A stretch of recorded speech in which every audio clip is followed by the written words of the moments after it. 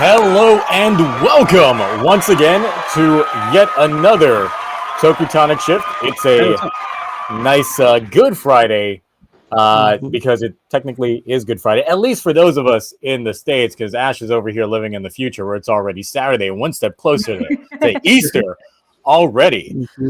So, of course, I'm your host, Zio Agito. Joining me today is Ash, the Oxy360. How are you this fine, morning for you? I am doing good. I've been doing great. Long work week, but finally great to have a 4-day weekend for once. I've been binge watching Shinkenja, playing some Scarlet and Violet, and just chilling back. And glad to have time off. And I'm glad we can talk Toku. Lots of fun. Lots to talk Shin about. Kinder's one of the goats, so you got to give us some quick. Like, what do you think of it so far? I don't want to do the whole samurai comparison, but the characters I'm really loving. Because the stories even though I've seen Samurai Souls and know some of the story, just how different it turns out with how different everyone is. I'm really invested. I think I'm up to. I just watched the Decade crossover. But so I think I'm almost at the power up. But I'm really enjoying the differences so far. But the characters and their interactions and stuff like that is really good. That's all I can say. The characters are better than their Power Rangers counterpart. But I'm curious to see how different it's going to get near the end. But we'll wait and see. Yeah, I mean, I don't know specifically how Samurai played out further on. I can only assume based off of the Ranger Wiki and what people have said, but I mean, I struggled through that first episode. So yeah, no, it's not. Yeah. It's not for me. Okay, Mark, you're no longer a merch man, Mark. What happened? Merch machine? Nah, it's on its own now. It doesn't need me to steer that ship. It's on autopilot now. So, but we forgot. Ash, congrats on a subscriber milestone you hit this week. Oh yeah. Yeah. What is it? 14? 14, yeah. 14K. I meant to play that one, but yeah. Right. Both are hype, so they were. 14K, that's huge. Huge. Yeah. I'll get there never. 14,000 people you could preach the Boom comics to and Go Loser Rangers. So, but no, that was actually really, I saw the tweet and I saw it and I was like, yeah, well deserved, much deserved. Because you are pumping out content like crazy with Power Rangers and Go Loser Rangers and the comics and everything else. And I'm like, I'm going to steal some of that thunder, not going to lie. Okay. But Mark, you launched something this week, didn't you? I launched merch and I'm not wearing any because laundry day. Makes sense. Everyone thinks it's a joke because it's onlyhenshins.com. Look, that is a top tier. That is a top tier name. You've said it so many fucking times during VCs that it's just well, the dream has now become a reality. And the worst part is, everyone's. I've sold a good amount of merch, and everyone's like, "Hey, isn't that on a shirt yet?" I'm like, "Listen, I have a line." So I'm gonna cross the line, and I already worked on the designs for shirts for that as well, because I was like, people are requesting it, but it was. I wanted to do it last year. I liked it because I did the Only Geats and the Only Blade logos and stuff like that, and I was like, oh, what about that? And I'm surprised no one I'm not that creative. Okay, you've seen my YouTube channel. Let's face it, I'll steal from all you guys. It's what I do. Merch Machine Mark is just the first of all my personas that I'm gonna unveil over time because Zio's doing something. It works. Okay, I'm taking it. I discovered it Christopher Columbus style. Oh yeah. Okay, sure. But yeah, no. So I was just like, oh yeah, I'll launch it like this. I'll put that as a name, and then everyone thought it was a joke until they went there. And I was look, it's doing better than my merch store that I literally launched as a joke. I haven't looked at it, but I'm assuming I haven't sold shit. So I'm literally killing it off on Sunday. I have to order some then. I literally launched it as a joke. I was like, I'm going to commit to the bit and quickly redesign this Meanwhile Sononi logo so I can actually make it merch, put it on this website. I was typing up the script and I was like, now I got to stop. And this always happens. Every time I'm writing a script, I think of the bit then and there. And I'm like, hold on, beeline, let's create the bit. And then that's how it normally goes. Dude, so I saw, because I went to the link and I was looking at everything. I was like, it actually came out really good. I was like, I'd keep it up. Honestly, it's hilarious. Like, So. good. It looks good too. It looked like you cleaned up that image and everything. So I was like, oh, that's gonna print really good. You wear the shirt, obviously. I was like, Yeah. that printed really well. I was like, man, I would keep it up honestly because We'll see how the meanwhile screaming Rita. Wow. Yeah. Wow. Meanwhile, All right. now So joining us, we've got our resident seat fillers for this evening. We've got Cloudy. How are you this evening? yo, what's up? Pretty good. Been playing a lot of games over the weekend and haven't slept for 3 days over the weekend. But you That did was get fun. a massive sleep the other day, didn't you? Didn't you sleep for like 14 hours one day? Yes, because that was the day after I didn't get 3 days of sleep. Yes, you made up for it. Passed out. It was great. And Cosmic Orchid, how are you this evening? I'm good. I just crawled out of my hole from Tumblr. Look, okay, you get to use that word 2 more times during this stream, and then it's done. Okay, we're putting you on a Tumblr limit. Tumblr limit. Oh, you just God. put the parental controls on. Just instantly, like I need to start adding like a censor, like a beep button on here. So anytime I feel like you're about to say, I'm just gonna beep you. Oh. So we just go into it. I don't want to sidebar really quick. Just no Super Mario Brothers talk in the chat, please. No. Yeah, that's spoilers, what I was nothing. Yeah, I Keep haven't that out seen of it yet. there. No one is. What I was gonna talk about next. We can't talk about it because not enough people have seen it yet. Yeah. It's true. It's fun, but just for Yeah. respect out of chat, because even though it came out on a Tuesday, which is weird. It came out on a Wednesday. I will let you know it came out on a Wednesday. 6 p.m. out Yeah. here in California. So- we get special privilege out here in California. Nice. Lucky. But But yeah, I- no, just out of respect to chat, if you're in chat and you like, don't spoil it for anyone else in chat because that's just it's rude. Look, I will say this as probably the only person on this panel that has seen it, right? No, Right. Mark. No. Yeah, I didn't see it. I'm seeing Oh, it. so you have seen it, Mark. Yeah, Okay. So I will just say that the critics hating this, it's unwarranted. The movie's 100%. actually very, very enjoyable. It's a fun thing. And there is a writer reference in there. So just yes. throwing it in there. There is legit a writer, and I was caught off guard when it happened. I probably had the biggest shit-eating grin on my face in the movie theater because it was great. It was a moment indeed. So it Wait, was good stuff. Why are the critics harshing on it? If you don't mind me asking, I didn't want to Because prolong kids this. movie. Kids movie. Yeah, it's a kids movie, and it's Oh, legit. okay. It's legit. Made for fans of Super Mario that grew up with it, have played it since they were kids, and are now adults, or have just been playing the games in general. And then for kids, and it's a wholesome movie, wholesome flip. When it comes to the entire storylines, it's a very good familial story. It has more family than a Fast and Furious film. I'll say that much. Yeah. That's pretty good. I want to see it. So Honestly, it's good stuff. I gotta figure out how I can milk like a week's worth of videos out of Toku and Mario. Really? Mario, I think it'll be pretty easy. Toku, maybe. I don't know. No, I can do that. I can milk the two. I'll figure it out. I mean, the original movie, with Oh John my Leguizamo, God. and it technically John Leguizamo. technically Oh, counts as Lord. a Toku. I'm just saying, It is. It That's technically counts. So Peak Toku. The worst thing is So- whenever someone brings up the original movie, I think of the TV series with the song. oh yeah, I mean, I did that With the for dance at the end. Done yeah, I that. did guess that for we're a doing Halloween your episode of Geets. I completely was dressed as Mario. Yes. I Yep. remember that. Yep, Oh, I was gonna dress up like Mario to the premiere, but it was 89 degrees, and I said, "Fuck no." So no, I chose against that. All right, so moving on. Last week we did our stream right before April Fools. So April Fools came and went.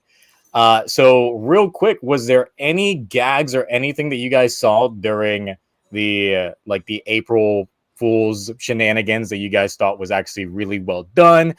Good stuff. I know I had my video that I premiered like literally right after the stream ended, and then after that I posted up just the regular Bandai Direct itself. Like the amount of editing that I did just to get that thing to look as close to a Nintendo Direct as possible was just a chore and a half. But it was I I enjoyed it. I still enjoyed it was good. I thought it was hilarious, especially you reacting to it, Yeah, which was a little meta, which I enjoyed the most out of it. it's like I already know what's happening, but I gotta ham it up. I gotta sell the bit. Yeah, Mhm. it worked. But I So- didn't see it do good. I didn't see it a good April Fool's because it's like one of those things where it's like, Yeah. You know. But the people thing are is, it's gonna like be listening. it's a joke, but it's just Yeah. like I can appreciate when it's like very tastefully like done Yeah. or something like that. There was a tweet, and the thing is, I can't find the image that I saw on a Discord that I was on, but I managed to find the original artwork and the artist that did it. But someone actually, let me go here, share screen, did this for a Shin Go Rangers. that looks I that was saw amazing. this one, yeah.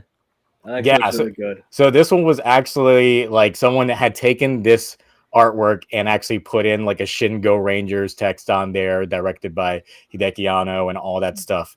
It was the original image that I had seen, but this was the artist here, Kikai Kotaki, that did the piece here, which is really, really nicely done. Especially like I just love how 70s it is Yeah. in terms of like the appearance for it. Which like originally I was thinking a Shin Go Ranger, technically, like in my mind, I couldn't envision how it would look like. But then after seeing this, I'm like, ooh, I kind of want this now. Like this I is want a good. print really of good. it. I want this on Yeah. like my wall. I That looks really would good. like a poster of this. This is great. Same here. If they're selling prints, I'll buy one off you. Right. Same. If you sell that well, you should hit up Artist. this yeah. user. Yep. I might hit them up. So yeah, but anyone run into anything for April Fools when it comes to anything good? Even like the Toei stuff. There's some stuff that dropped that I'm just like I'm not sure if it was April Fools or Yeah.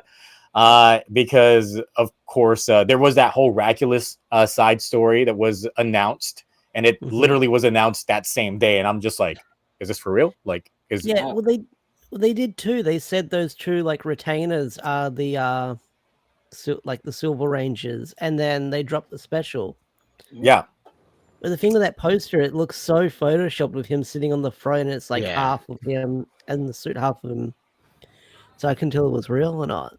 Yeah, and that's the thing. It's like I still don't know. I'm Yeah, I still was gonna not say, sure. I'm not. Is Who it? knows? Because like there hasn't been anything since then. It's going to be about- region locked. We'll never know. Yeah, it's That's- Japan only. I gotta beat the Yeah. end. Yeah. I did too, but yeah. As far sorry. No, go ahead. Oh no, I was gonna say I did see a couple April Fools things over the weekend. If you guys want to hear, for example, the Ultraman, like the official Ultraman server, they changed their profile from like OG Ultraman to the Jack logo because at some point Jack was supposed to replace Ultraman. It was a funny little joke there. Oh yeah. And the Sai told me about that one. There was a few other stuff that happened. That I The only remember, but downside to the it Ultraman one is you have to be a diehard Ultraman fan to get the joke. It's so true. So it lost a lot of people. Like, oh, is it a new logo? It's Ultraman Jack. Like, why? Then it's like, if you have to overly explain the joke, then I was like, But a lot of people in the server, obviously, they knew because Yeah. most people in that Oh, yeah, server no, are 100%. diehard Ultra fans. So, go ahead. I was also in the Ultraman Connection Discord server, and they changed Yes, the logo to Mirror Man. Rip Jack, indeed. If for anyone who doesn't know, Jack's actor has passed. Mhm. Oh man. Yeah, when it comes to like you guys know, when it comes to Ultraman, I'm still a fledgling, Yeah. like learning all this stuff. So you guys know way more than I do when it comes to a lot of those aspects. So moving on, this week was actually a really good superhero time. It's rare, like at least from like the last couple weeks, that we actually get both a really good Geats episode, but then of course King Oja just stays knocking it out of the park. So this week, when it came to Geats, we had the big Neon revelation.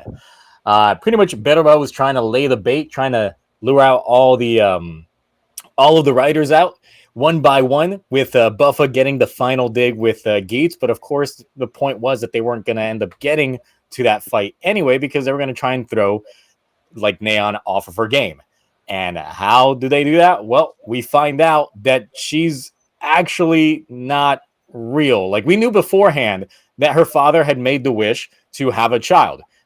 we thought, it could be different things. I personally thought that they just couldn't conceive, like Some most, ED. which is a very common thing for some couples to not be able to procreate. Mhm. And then he just wanted a child, so he wished for it. No, that's not what we got. Turns out that he did have a daughter named Akari, and she was murdered.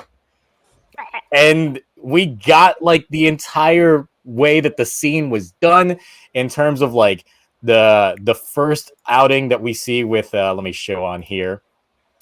We see this from Neon's perspective in terms of what she remembers versus what actually ended up happening, which was a completely different scene that played out differently. And then her father, Kosei, in his like desperation, makes his wish for her to come back. And there's some theories going on now, especially given in the comments, that Niram might have been the one responsible for Akari's initial kidnapping and murder, just to lure Kosei in, because we see now that he was actually not a DGP contestant, but actually the wish was the payment he received for becoming a sponsor. So, I mean, look at Niram's face in this. You can't tell me that there was not some goddamn deceit going on with this. So it really does feel like that's a possibility that Niram literally did something to get Kosei to go ahead and become a sponsor in terms of that aspect. Not only that, but during the revelation, we got to see some raw as fuck Ace action. We finally got to see Ace Unchained. That man was stomping hard. He was not even missing a beat when it came to like attacking. It's just like, whoa, where did this shit come from? So overall, it was finally a really good episode when it came to Geats, especially after the lull of like the 3 weeks of just Ace exposition and retreads. That now it looks like Geats honestly gets better for me when they focus on not Ace. Yeah, like, that's 100% of the case. So that's what I'm currently feeling when it comes to that. It's good to see him actually like deal out the punishment, because he feels like a connection towards like Neon and these other characters as well. We're starting to see that's how we see a little bit of a more humanity to Ace versus anything. Is it better than Revice 29? Absolutely, because Revice 29 was their recap episode that was just like, did you know Hiromi was actually alive? So let's make this whole fuck that. I'm not gonna get into that. I still don't forgive them for Dear Gaga, so no, Dear Gaga was a waste of time. So yeah, Ash, what did you think about this episode of Geats? Such a good, like, I was caught off guard with how good this episode was, because we've had such mid to terrible episodes for Geats for the past couple of weeks. To drop a bombshell out of this, like, I was thinking, oh, it's a Neon episode, it's going to be average.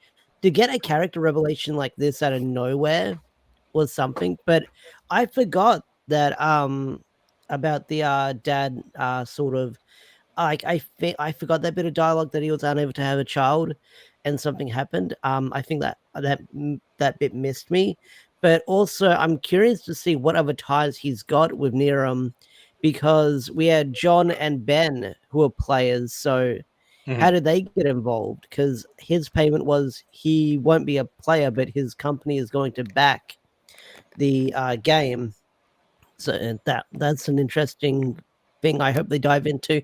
Hopefully they don't leave it hanging like the fucking Punk Jack thing. Which is another thing, because the thing is just like, we know that Punk Jack's grandfather is another sponsor that we have not seen or heard from again, besides of that one cutscene.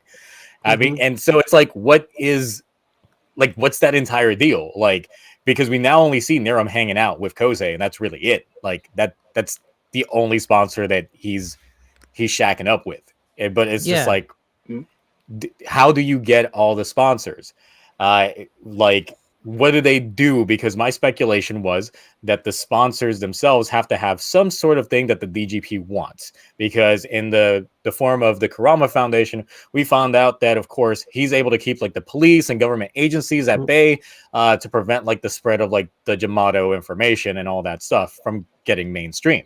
So I'm just assuming that the DGP just tries to get what they want from different companies and entities that might have that capability, and they're like, look, we'll give you a wish, whatever wish you want. And of course, being the skeptic that most people are, they're going to be like, I don't believe that shit. Mhm. But then it's just like, well, something just happened. Don't you think you can just wish that to be different? Well, you know what? I'm exhausted my options. Yeah. Because, I mean, you can't just, like, pay and get another daughter. Obviously not. So, of course, it's like, that's literally the only option that I could have seen Niram probably getting Kosei to sign on board with him. So, but yeah, Mark, what did you think on this episode? From a cinematography standpoint, there's some great stuff in there. Like you showed the images of what was really happening versus like what Nan remembers when they were panning through it, and you see her in the background watching the stretcher being brought out, watching the mom break down with the cake, and then like, you know, instead of her running into her mom's arm, her like she finds out she's dead and she fought. Like that filming, like this was dark. And it came out of nowhere. Like there was no build up. Usually there's build up, and this was like we had these. The Jean stuff wasn't dark. It was just kind of like, okay, more of a sigh of relief that like this is finally done. Let's move on to like some other characters for once. And then the dad talking with Ace at the gravesite when he was placing the flowers. I was like, oh, okay. Like he interacted with a lot of people in this. There we go. He interacted with Ace, Kuhn, Niram in a flashback. So we got like I don't want to feel like a Gene situation where he kept interjecting. This is a sponsor. It's different than a supporter. But him threatening Ace, you know, hey, you should just leave this be, or I could put a request to get your driver, take it away. And I'm like, I was like, yeah, it's like you could do that. Yeah, I'm still learning the hierarchy. Like I was saying in my reviews, if I had a whiteboard and I was like putting photos of everyone and connecting them with red string and like where they sit in this power, like I'm learning a little bit every time, but it's like seeing him interact, like I was like, damn. But then seeing like the filming when he's talking to Niram, the desperation in his eyes, he looked like he hadn't slept in weeks, strung out, and I'm like, all right, I want to know more about this. And usually I want to focus on like more. And now I'm like, what's gonna happen with Kawa? Nan's a wish baby. Ace is a reincarnation over and over again. There's gonna be something probably revealed about Kawa's parents. Yeah. That's what I feel, especially since he never like talks about them. He wasn't there when they got killed off or anything like that. So it's like something's got to be there. It would make sense too, because like Azuma Michinaga has the whole Taru being defeated by other riders, and for some odd reason he just won't wish for his friend back. Instead, he's like, I'm just gonna fight everybody. It's like, oh well, like sure, but this episode kind of like we're now in the upward swing of things, and pairing it with King Oja right now, I'm like, they're almost on equal footing, because the last 4 weeks for Geets, it's not, I didn't want to stop watching, but it was just like one of those things where it's like mentally I was checking out of it. Yeah, even for a lot of the episodes, like up until this point, I was like, man, I have a hard time trying to remember this shit. Let me just after all the times that I have to rewatch them just to do the reviews in general, but even then I'm still like, oh man, this is lackluster. A lot of those aspects. But yeah, it's good stuff. Cloudy, how did you feel about this episode of Geets? Very good. Also, I might add, you might want to switch me and Orchid, but for that, so very good episode. Very solid action. Very love the twist, aspect of it. But there was a lot of groundwork that I think this episode lays for future episodes. Specifically, like for example, I think like Ben and I forget the other one's name. John. Yeah. I feel like maybe. I feel like John and Ben came along because maybe Time Daddy decided that, hey, these guys are pretty good when they compete in their DGP. I want them protecting my daughter or something like that. You know what I mean? Or because he experienced his daughter's death, and because of how like late we are into Geets, like we're around episode 30, and we're still on like this whole Jamato GGP thing.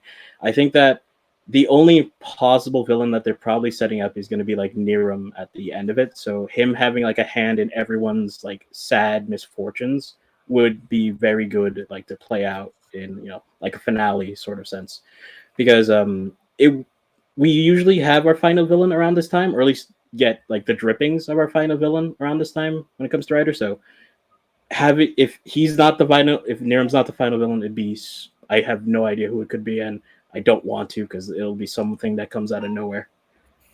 I've heard some people speculate that it's one of Ace's incarnations from the future. Oh, it's gonna be A, isn't it? Or Asu. It's because I'd be okay with that. since he's stuck forever reincarnating, like there's got to be a future version of Ace that also exists from like the world near him and then like the timeline they're from. So what if like future Ace just shows up and it's just like you're going about this all wrong? Oh my gosh. What if we do like Jet Li the 1 and it's Ace fighting a whole bunch of the Aces? Oh, that'd be Different pretty nice. Into the Oh, that- Ace verse? Oh, that's like the Invincible arc for anyone who's ever read the Invincible comics. He has to fight every other Invincible. Like that would be actually That sounds entertaining. cool. That'd Yeah, be it really sounds cool. Yeah. Sorry if I went on, but yeah, go on. Sorry. All right. Orchid, what did you think about this episode of Geats? I really like this episode, and like I haven't like talked about it earlier, but I have a theory that the goddess of creation is actually Mitsume, just like turned into a statue and made into the goddess of creation. That's why she said it's best for Ace to forget about her because, well, she's now stuck as the goddess of creation. Welcome to like 8 reviews ago from me. Because that's like I made that speculation ages ago. Like I always like tend to overanalyze a lot of this shit anyway, and a lot of times I'm wrong. Sometimes I'm right, but when I'm right, I go burning for him. But otherwise, so Another thing, I picked it up from my social media, like browsing, that on the wish card he wrote the embodiment of my ideal daughter, Neon, become to life. I seen a theory that Neon was actually Time Dad's nickname for Akari. Akari, in like translated into English, means light, and as you know, neon is like artificial light. Yeah. artificial light. So like, Yep. so maybe he kept like the name neon to like, cause he still like he remembers like his actual daughter died, and so the difference in names maybe so that he can distinguish between the two. Fake light versus real light. Mm-hmm. Yep, the name meanings were always there as I think people it's would Hikari be that pointing means out. light in Japanese, not Akari. Hikari. Well, Very Hikari good is, but I think Akari is like a deviation off of that. Okay, yeah. So yeah, in general, like any thoughts, speculations in terms of how this is going to move on going forward, since we know that the one thing that we didn't really touch on was Kyun this week, because we did get the revelation of Kyun formally, and it just seemed kind of like out of left field how she figures it out almost instantly. Like he just shows up and she's like, "You're my supporter, aren't you?" And then the reaction, I'm just like, this guy went from like just coming off like a dick when he was first like shown off to her to then just being like complete soy boy like soon after. Oh no, and we lost Orchid. We lost. Oh no. I thought it was funny, honestly. He's kind of like an entertaining like character. He's 'Cause we like don't one of know those much about internet- him. He's like one of those guys who like live off the internet, so they has no social skills. Yeah, that's how I really feel when it comes to that. Like he's able to like put his thoughts to pen and paper, but he can't actually talk like how he writes. So he's that kind of person. He was also gonna give her the boost buckle, so like, Which is like, yeah, you were gonna give it away anyway. So why did you like act so surprised? You were literally carrying around the boost buckle. So I don't understand this buckle, honestly. it hates Kawa. That's all you need to know. I need a V Okay. cinema just explaining this buckle. Oh god. look, like I speculated in my video, I really think that Boost Mark 9 or whatever other boost we end up getting is literally just going to be the supporters this time throwing their boost buckles at him because they all seem to have one. They all seem to have it. So I'm just like, okay, he's going to get all the supporters on his side and they're just going to toss him at him. Those are gonna be like three. Digimon. They're all gonna hold him up, and the light's gonna Yeah. go up, and then he's It's gonna gonna be go really Boost like, like- Mark 3. boost Omnimon. Mhm. Gonna pop up. No, instead of going to Geats, they're just gonna attack and beat up Kawa. Yeah, he's gonna get his ass kicked. When he's done with the transformation, they all just mob attack him, just like, Exactly. God, They know he's what going to get spit roasted. One thing I have an issue though, Neon, Other than the fever buckle, I don't count. She hasn't really gotten like everyone's gotten Twin Command, but her. I Yeah. think She's that got Mark II and now Laser Boost. Like Kayla, even Kayla got Twin Command, but like now, like she's getting kind of. I think it's coming up. lowballed. It's got. I know, but like What if nothing happens next episode? Yeah. Because we Yeah. see her just teaming up with Kyun, and that's it. But it's just Mm. like there hasn't been any leaks Stands. in terms of Yeah, like yeah. new suits or anything like that for her. I know. So, my I magazine don't know. just came in. I haven't picked it up yet, so I don't know what's in there. Oh, the scans are going to be the spoilers are going to be doubled next month. That's why they're not being so because they're not being released this month. So because there's double in the next one, This means- month wasn't Oh, yeah, it's the anything Golden Week, yeah. really. which is what I'm worried about because around the 30s is when secondary writer gets their final form. So I wonder if they're waiting if we're going to get that late 30s instead of early 30s because that's usually right around now. Mm. Oh, Well, Kayla's got his thing to do with Frog Dudes, so we'll see what Check her out. happens. but the Yeah. thing is, what order do you think it's going to go next? Because we know like it's going to go in like obviously Neon's next, right? So is it going to be? Are we going to get Baruba and more Azuma kind of thing, or are they saving Kayla for last? Like, what do you think? I would assume that they're gonna go probably Kayla and then Azuma because I think they're really like I do feel that like Azuma's gonna end up becoming like not the final boss, but like the second to last boss Yeah. regarding the Absolutely. show. And then once he's defeated, then it'll actually end up being Niram or the DGP as a whole, because I always felt that the DGP was going to end up being endgame for them anyway. They got to take down the establishment.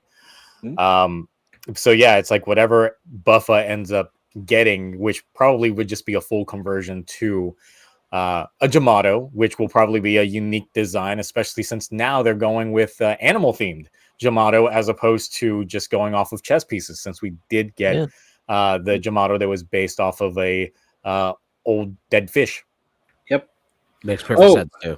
I also told this to Mark, but I'm pretty sure Buffa's story will only end when he's dead because there's no way he's letting go of all that grudge. He's already dead though. Yeah, but you know what I mean, like in the He's ground, undead. dead, Like, properly dead. Yeah, like he's in the ground. Deceased. He's got Hopefully take turned into a Shiromi with seed. him. There's gonna be a Get the tree that's shovel. gonna come out of his body, you know, because he's a plant now. You mean he's gonna become like Kaito from Gaim? Yeah, he's gonna grow up into a tree. It's gonna become the Great Deku Tree. It's gonna be amazing. Exactly. And also, like all of the bull puns that they keep doing in like Azuma's expense. First, we had like several episodes back when Ace was eating beef with with Kayla, right after dealing with Azuma, and then now with the whole bullfighting thing. It's just like, wait, shouldn't this be you? Like, Yeah. That's what I was like. Oh, Yeah. we're not even making subtle with the jokes anymore. I was like, I appreciate it. so yeah, it's good stuff. So, any other things regarding Gates before we move on to the next topic? Who's eating the oranges? Oh yeah, that's right. Who is? I'm not letting stealing this the go. Yeah. Look, The I bowl's do- empty. The bowl's gone now. So who It's ate Time Daddy. It's got to be Time Daddy. No, I still think that Kikera actually like that's an avatar for him. He's legit just feasting on them stuffs. it? I need to know what he looks like. Really? Who knows? Oh, Maybe. Also, what the fuck is Daichi still around doing? He's done nothing ever since they brought him back. Background Oh, character. exactly. He's That- like the he's analyst. existing. This He's is it. my. Oh god. Go ahead, please. No, you go. No, because mine is a little mini rant. You gotta, please. No, I can like, go. All right, go ahead. All right. Rita. I just want to mention that we do know that Cake, the fraud supporter, is He's got a- actually not human. So he's either a actual frog who wears a suit, or he's some kind of weird chimera something. I still think they're avatars. Everything Yeah. that they're using Yeah. right now is Mhm. legit avatars because they Yeah. even said so themselves that the way that the future society is built is like humans pretty much don't even look like humans anymore at that point. So they're What if- legit. Just what if this is that's just a lie VR too? chat. What if that's a lie too? Like they Yeah. lied about the DGP being to save the world from aliens. What if this whole future pocket dimension thing is a lie also? So you don't think Baraba's like 350 years old? No, she is. Oh, And she's okay. also yeah, 50. she is. Yeah, she got Just shitty saying. when that was brought up. Just got to throw that out. That disclaimer is Yeah, always going to yeah, be there. yeah. Character Okay. 350. Actress. Yep. Yep. Don't Yep. fall for the bait. Internet? No. Don't fall for- No She's bad actually Twitter. 15. Don't. Mini rants aside, this episode was great, but it still doesn't. I can't get over the midsection of Geats because all of this would have been great in that stupid disaster arc. If this would have come earlier, I wouldn't be complaining nearly as much as I am now because this is great. This should have been what happened after the first 16 episodes. I really think that, like, looking back, that disaster arc shouldn't have even been a thing. The only thing it really set up was just Daichi as a character, and that's it. And who is he as a character right now? Nothing. He's nothing. He's not even transforming anymore. I'm mad 'cause I like his character too, so it makes me so mad he's not doing anything. He refuses to use the buckle. He won't use the Jamato buckle. No, he can't compete because he's not a Jamato. Yeah, he even said that. He's like, I'm not a Jamato. That's you. Yep, true. But they'd have to manipulate the rules for him to be able to join in. And he said that he would become one if he felt it would be necessary. But it's like, okay. Also, there's one callback. It wasn't directly said to when Buffa teamed with Mary. He was not happy Baroba was interfering with his game. He still has that thing where he wants to beat them, showing he's better, not any shortcuts. And I was like, that's a callback to when Mary stole the boost buckle from Kawa, and then he switched the cards to get back on the team with Kawa. I was like, I like at least that side of him is still consistent. He's got the honor at least. Also, Orb asked the question that's pretty interesting. Any S tier Geats episode for you? I don't think I have rated anything in S tier. I don't think so either. It's been high A tiers. Mostly. Yeah. There was one Super 1. I don't remember which one. I'd have to look back and see which one it is. I know. I think it was the Kawa Ninja Buckle episode. That's the one where I gave him the Shinobi S. Yeah, it was the Monster Energy drink game. Yep. That was it. That was a good one. I did have a couple of people ask as well regarding, like, since, of course, we got to compare it to last year's season. Revice up to this point versus Geats up to this point. Which one did you like more? Right now, I am actually still on the Revice camp.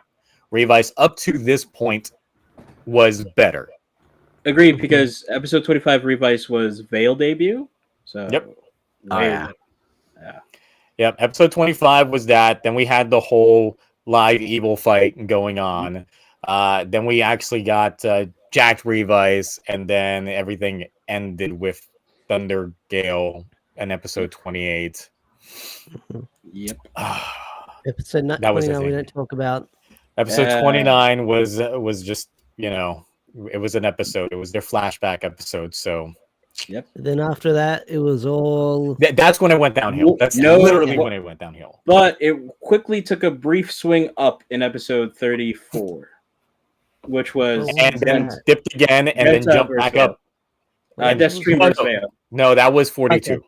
Oh, 42. Sorry, 40 in the 42. Yeah. That's a tough question to answer for me, honestly. Which one I like more? Because I think the first 16 episodes of Geats were just. Oh yeah, they were great. And the thing is just like it fizzled out after that. That's what I'm saying. But the first 16 were so good. Do I hold those first 16 plus up to now compared to because Revice had its issues, but like I know I found myself more. I think because of the amount of riders. Like when we got demons showing up, evil, live, like we had in Veil, we had more riders. This time it's like, what forms are we going to get in Geats? We kind of already got introduced to all our new actual riders outside of like the supporters and stuff like that. So I feel like we're not going to get any drastically new riders introduced, just probably forms. So I feel like Revice was better just because, first time we saw demons with 100, first time we saw evil at the hot springs. Oh, don't forget episode 16 of Revice, which was the first death on screen with Ortega killing what's his name? Julio's best friend. And that was a moment. That was insane. Also, then it dropped in quality immediately afterwards. Yeah. A little bit. So it was just stomping people like it was nobody's business. So. Exactly. I loved it. That was an amazing episode. I have to say Revice. Revice at this point was better than Geats, but I have more hope Geats can bounce back compared to how we know how Revice went. So I'm hopeful Geats does, because it's already showing the upward swing getting better. So I think that's because we're not focusing on Geats, though. They just gotta realize, stop focusing on Geats and focus on your other leads. I'd be lying if I said I'm just focusing on Himino, but Okay. show. Well, That's a whole different. We're gonna get there. We can have that fight later. There'll be blood in the chat. All right. So, anything else on Geats before we move on? No. The movie comes out soon. Oh yeah, that's right. Oh, great. Yeah. So before getting directly into the episode of King Oger, I do have to call out certain things just because I did have some comments regarding how I gendered Rita during my review. Luckily, I will say I thank you guys for actually being respectful in the comment section and not like attacking me. Honestly, like I'm just gonna completely claim ignorance on a lot of things because I don't stick around social media that long. I actually do spend a lot of time just working. If you ever interact with me, I'm working nonstop. Like if I'm either like on the road doing my regular job or I'm editing, like I'm rarely have time to actually sit down and scroll through social media like some other folks do. But that being said, I know that there was confusion I know that there was confusion in some instances regarding the stance on Rita in terms of gender, whether or not it's she or they or anything like that. And of course, there's been a lot of confusing things when it comes to like proper media sources. Like I will say one of the things that right before I did that review was Oricon actually put out a video, which was this here, which has Himino and Rita as actresses, and they actually called this Girls Edition for King Oger, and that's the thing that can actually lead people to some confusion regarding certain things. And then in a more recent official listing on here, there is a character sheet for Rita that does list Papillon Oger as a gender-neutral hero. So there is that. Now the thing is, it's just like, am I a perfect person? No. Am I going to mess up from time to time? Absolutely, because it's only natural in some instances. You got to think it's like I spend a lot of my time working and talking with people in real life, and interacting with people in real life is different than interacting with people online. There's a whole different dichotomy to things, and plus, like it's very different, when you interact with folks in the actual real world in terms of like the topics that gets brought up, because of course all this gender topics that are being brought up a lot more prevalently in social media is not something that's ever mentioned while I'm working, because I'm literally just caring about the merits of my employees and myself, making sure that we're actually getting our jobs done and things like that. And that's how things function in terms of that. But I do know that some people do take offense when certain pronouns aren't properly stated. So I do want to apologize for if that came across things like that. But look, we make mistakes and things like that. But does anyone have anything to add on regarding the Rita gender or anything like that? No, I've had to correct a few comments on my videos. Like the ones that the first couple episodes, I would say she and this and that. But most of the time, I don't even use those. I like usually I'm talking like, oh, and then they're over there, because that's like I go the English route where that's how I would say it if I wrote it on paper. I deleted. If people are like that, I delete comments honestly. When the people are like, oh, I'm like, okay, cool. Like you could approach it better. Delete. Like one person in my comments like, oh, that like when I did my episode 5, they're like, oh yeah, she's aggressive. I'm like, oh well, just to let you know, they're this, and they're like, oh, okay. I'm like, yeah, that's simple as that. Just that's how you approach people about it. Not everyone. Like I don't even know it, and I'm on social media all the time. I just don't care about Toku Twitter. I said it. I don't care. I don't care about Toku Twitter. Everyone was angry about PR Power Ranger stuff. When I saw Rita trending, I thought everyone was going to complain about Robo Rita or what's going on in the comic book. So I was like, oh, completely forgot. Yeah, because apparently this information dropped, I think, literally the day I put out my review, if not like the day before. But of course, I honestly, when I'm working on a review, I don't look at social media until I'm done with my review, because I don't want any like outside influences changing my viewpoint. And we all like probably do the same. Like Mark doesn't watch my videos until he's done like doing his stuff, and same thing. It's pretty much one of those. I try and avoid social media on a lot of aspects, and I'm only there on occasion just to just pump up a bit, like Geets in the Sheets. But that's true. But yeah, Orchid, did you have anything to say? Because I know you wanted to be on specifically due to this. Yes, I'm actually gender non-binary, and even though I sometimes present myself as a feminine, I still see myself as more gender neutral. I don't care about pronouns much, but I think in my personal opinion, most people are just happy that they're seeing a character who's gender neutral, who because off the top of my head in Toku, I can only think of two others: Naoki from Zero One and Ultraman Justice from Ultraman Cosmos. So seeing Rita, Super Sentai Ranger, is like, hey, we are seen, we are acknowledged that we exist, and that's the general feeling of why they care so much that Rita is gender not neutral. That's my opinion. Okay. There. And overall, in terms of the way that the character is presented in this episode, definitely won over the Simps. I'll say that much. Well, I see it as Rita's character is also justice, so it's not picking a side. That's that. Justice is blind. Yeah. Justice is legit blind. That's what it said in the bio as well. They're neutral on all sides when it comes to justice, and they come with a verdict, I believe. And I'm sorry. No, I was gonna say people in the chat are like, "Oh, Rita, this, Rita." I'm like, listen, you don't want to go down this road. Listen. Yeah. I made some new emotes for my Discord server because of some of them waifu wars things. Nice. All right. So since I was avoiding drinking alcohol before doing all that because I wanted to be respectful, now that we're actually getting into other stuff, I'm gonna go ahead and crack open my drink. And I'm gonna drink from a water bottle. Nice. Okay.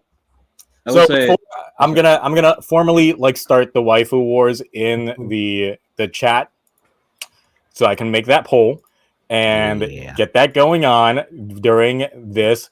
So before I start going too much into this episode, just quick thoughts on the episode in general. Cloudy. It definitely made Rita one of my more favorite characters for sure. I'm not gonna get, too into it, until we discuss the episode proper. But I like all the connections that were made in this episode. I like the character work and stuff like that. It won't change my overall rating of this episode, which is that it is a D tier episode. So passing that on back to you. What? What? This man already in with the hot take. Go ahead, explain yourself. I'm not explaining it until it's my turn, so go ahead. Oh my god. I'm just gonna let that fester in some people's minds for a bit. Okay, Ash. You're the worst. I'm caught off guard by hearing it's a D tier episode. I think I can probably understand why this episode might be D tier to Cloudy, because it was mostly investigating what's going on, a lot of talking here and there, but building up Rita as a character and getting to know them was really really great, because this episode, like you said in your review, everyone we knew about from their bios were described, but Rita we actually got to know about, and there's so much going on with this character. The eye thing had my attention the most. I want to find out what's going on with that. If you want to bring up the screenshot for that. Sorry. I did that on purpose. I'm really glad you opened with me there. Yeah. Oh my god. Which screenshot? The eye, the different color. Yes, eye. that is literally what I got up. There it is. Oh yeah, the silver eye. That's gorgeous. The silver eye. I'm wondering if it's something to do with a kingdom or a race thing, but that was interesting. I'm wondering because they cover up that side of their eye, so I wonder what's going on with that. But this episode was really freaking good. Seeing the characters come together and sort of fight together, although they're not fully together, because at the end of the episode they go their separate ways. I am wondering when they're going to fully form the band. But Oh. just seeing them interact together in this one episode and Rita going from kingdom to kingdom, sort of getting the side of the story from everyone, I really enjoyed. Dabowski's story where he's like, "Oh yeah, he came out of nowhere and he threatened me." Like, I enjoyed that. So it did, He's an evil tyrant dictator. or so they say, He drinks the blood of mules. Absolutely Yeah. fantastic. or Yeah. so they say. Yeah, it's good stuff in terms of that. Mm.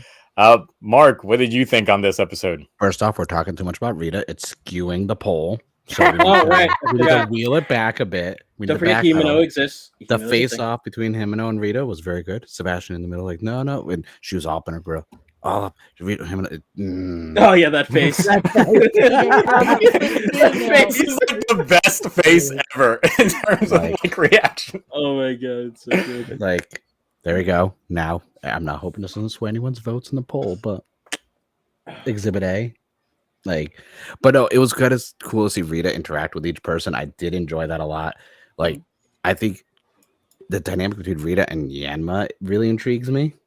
Mm. Like, there's different like interaction between all of them, but like, you know, Yanma just being like, "Oh, no one can hack this. This is AAA security. He has to be royal blood authority."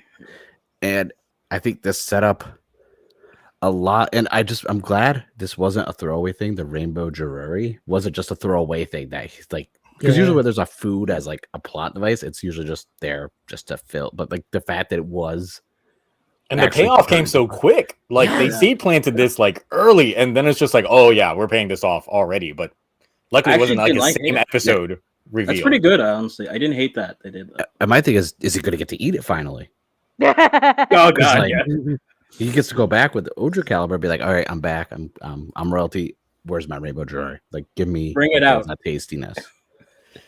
Now there was a theory that someone said in my comment section that they think that Raculus was actually the one that made the rainbow jewelry for Gira when he was a kid, and that there's a possibility that he might have made it so it might have wiped his memory during that time as well, which is why he only had it the one time, and that's like the last thing he remembers. That's what I was gonna say, because how do you not remember being someone's like blooded royal, and like also how his two retainers, like I went back and checked the other episodes, they never had any body language that like was even giving away that they knew Gira was exactly.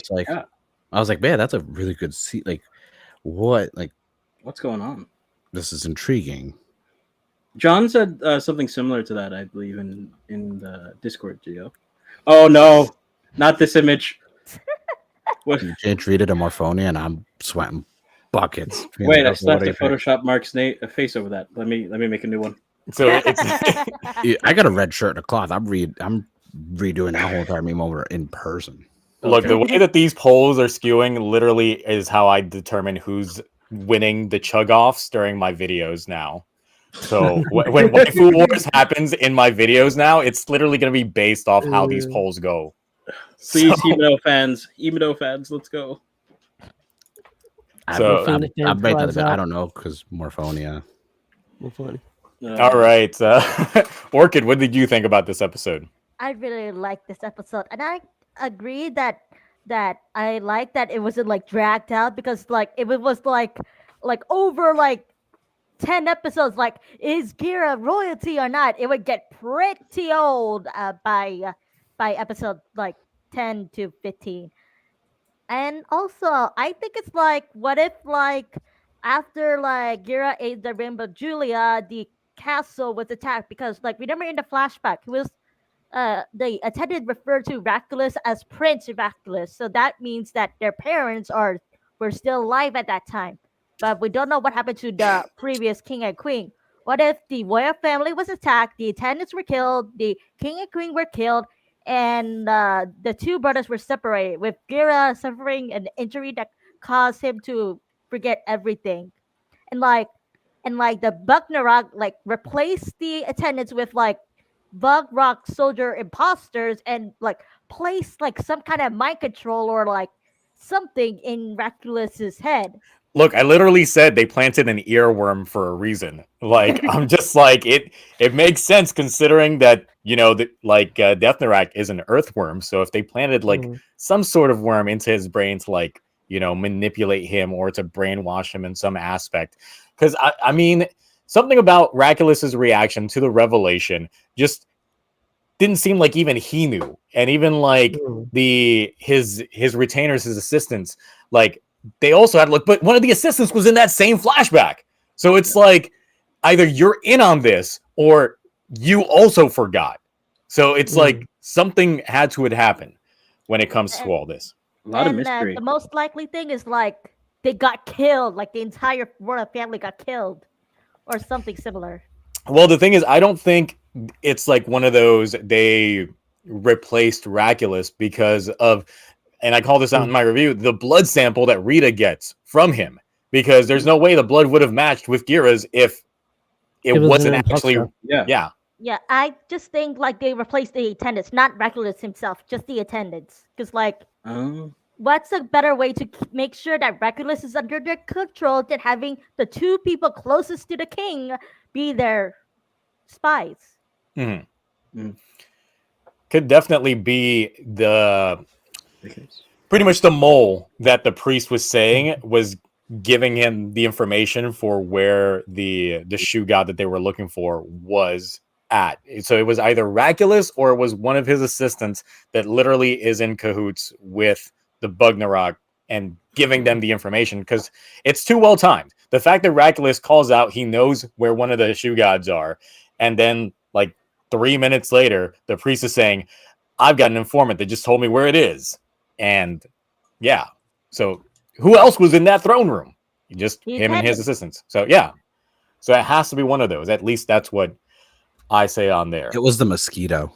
Oh, yeah, he snuck in there. He was on the wall, just like the fly. If you zoom in, you can see him. Yeah. If they do a thing like that where they literally like zoom in like in a flashback, it's just like they were there the whole time. It was a little tiny Bugnarok that was there the entire time. They handle flashbacks good in this, because when Rita was doing the the whole interrogations and questioning people, we saw scenes from every time Gira was in a different country, how we interacted with the different kids, which were different than what we saw during those episodes. So they're already handling flashbacks really good and very subtle. It's a very nice touch, because you can see him playing with those kids in the background. Yeah. He's like, almost every episode, everybody was just like, why does Gira just keep talking to those kids? Well, they paid it off in this episode. Yeah, it was very well done. Yeah, it's honestly like it is my favorite episode thus far, just because it's the culmination of everything we've had up until this point. So Rita originally, in the way that this episode leads off, just comes off completely badass. Like, you got the Bugnarok showing up at the door. They handle business. They throw hands. They slash some swords. It was they had that OST in the background. They just made it seem like something out of Final Fantasy. That shit was just like epic, like final boss tier stuff. It was great. Oh yeah. And then fast forward to her going into her teddy bear room with all of those all of the stuffed animals. And the thing is, I found it hilarious how they didn't bother concealing the face like quickly. Like we instantly get it. Yeah. Oh yeah. Even when she's eating, we get to see it too. Yeah. So the thing is, it's just like, honestly, I didn't think about this until like this stream, but I was getting mad Kakashi from Naruto vibes, because the eye that's covered, the face mask, I'm just like, oh, it's Kakashi. It's literally got a shotting gun the entire time. What if it's literally like shotting gun shenanigans that they get going on with their eye?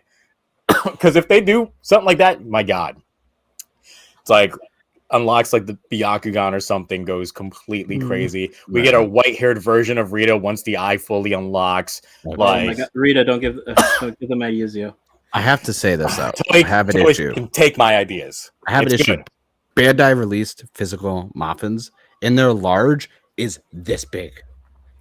Oh, for like almost like $60-$70. Now, I made a tweet. I was like, if that's the large, then that life-size one has to be like an 8XL, and I want it premium Bandai.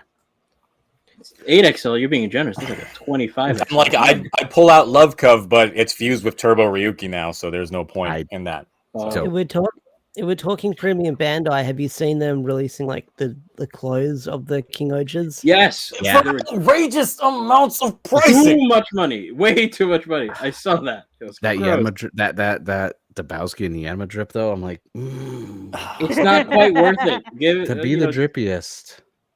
Look, I may have anybody who I see like buying that, I'm gonna roast you for life. Go I'm ahead. just telling you right now. I think it's Challenge $1,000 for accepted. like the Reckless You're one. not my accountant, so that's fine. Damn. I'm gonna dislike all. I'm gonna ratio all your videos from now on. Everyone I'm gonna be already that does guy. that anyway, so that's not I think. so business as usual. Damn. Damn. I'm gonna hit the hard dislike if I even Ooh. see you rocking one of those during your videos. All right, It's like what you if guys I- in their name mark here, rocking the Dabowski drip. I'm just gonna be like, nope, unsubscribe. You I'm got gonna find a two third party. dislikes I'm on gonna your get it through video? that like what's that AliExpress or whatever. I'm gonna find it on there for like $20. AliExpress. So we got a question here. Morphinia, like, is a proper MILF? Absolutely. Yes. Proper something. You can look at the photo spreads online. They're a thing. They're definitely a thing. Yeah. So yeah, like Morphinia.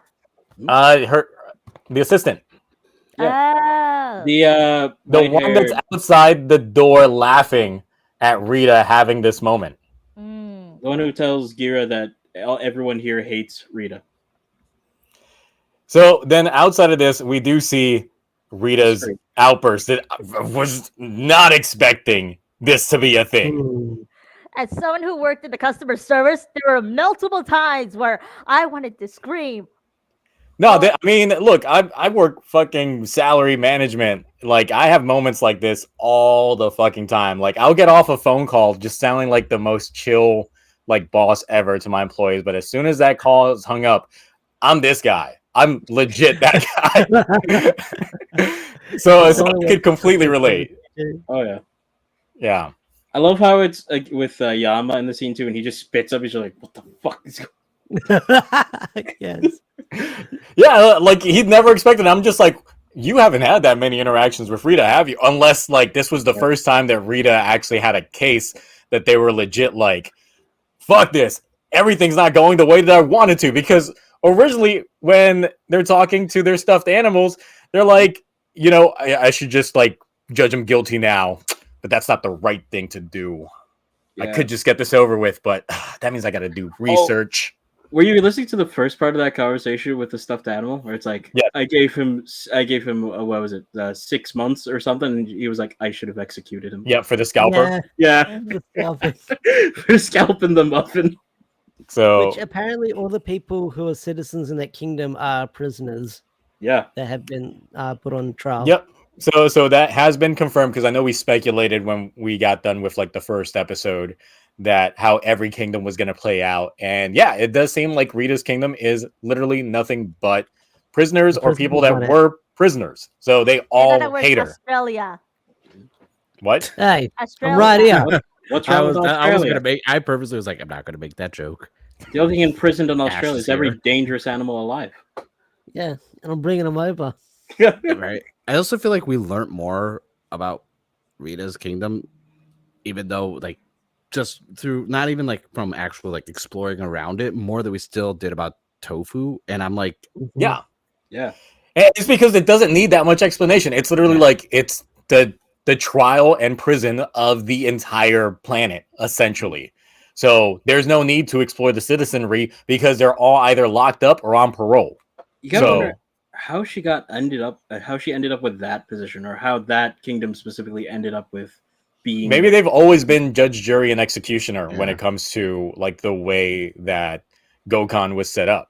So it would make sense, meaning that they were thrown into this literally by bloodline. It's just like, Yeah. look, you're gonna have a rough life.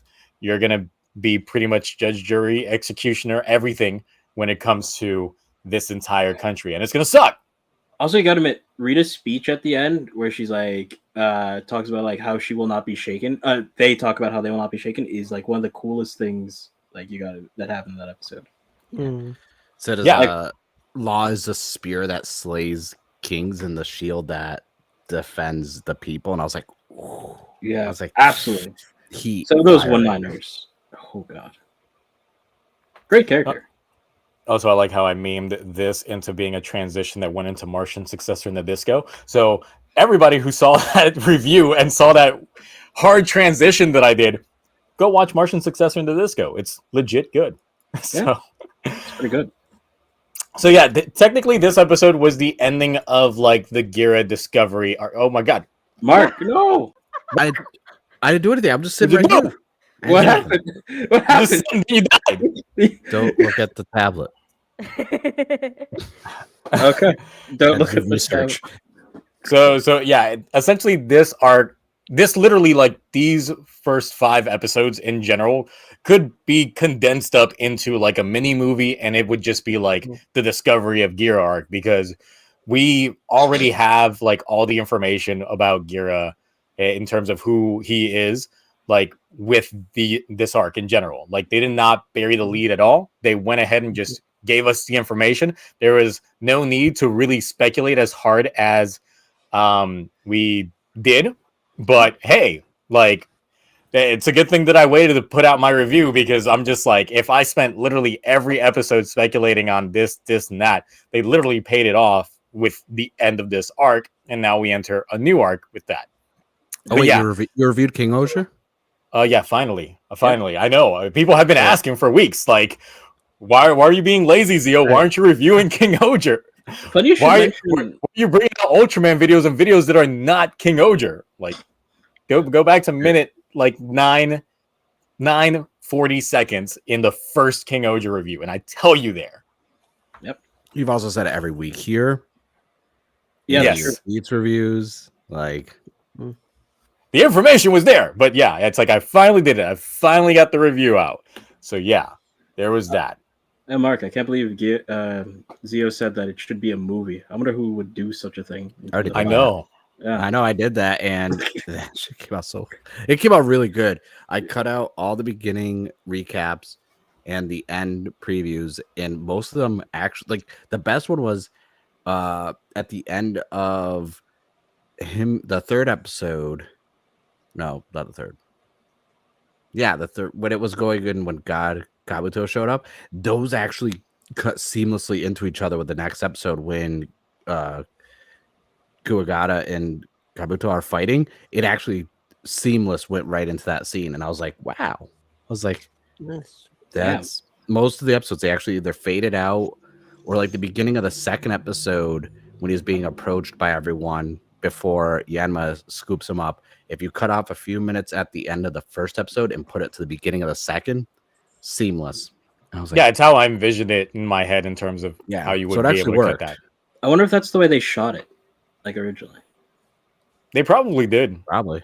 Yeah. Because I mean, the beginning of episode 2 literally is the ending of episode 1. Like it's it carries over. Almost everything literally carries over.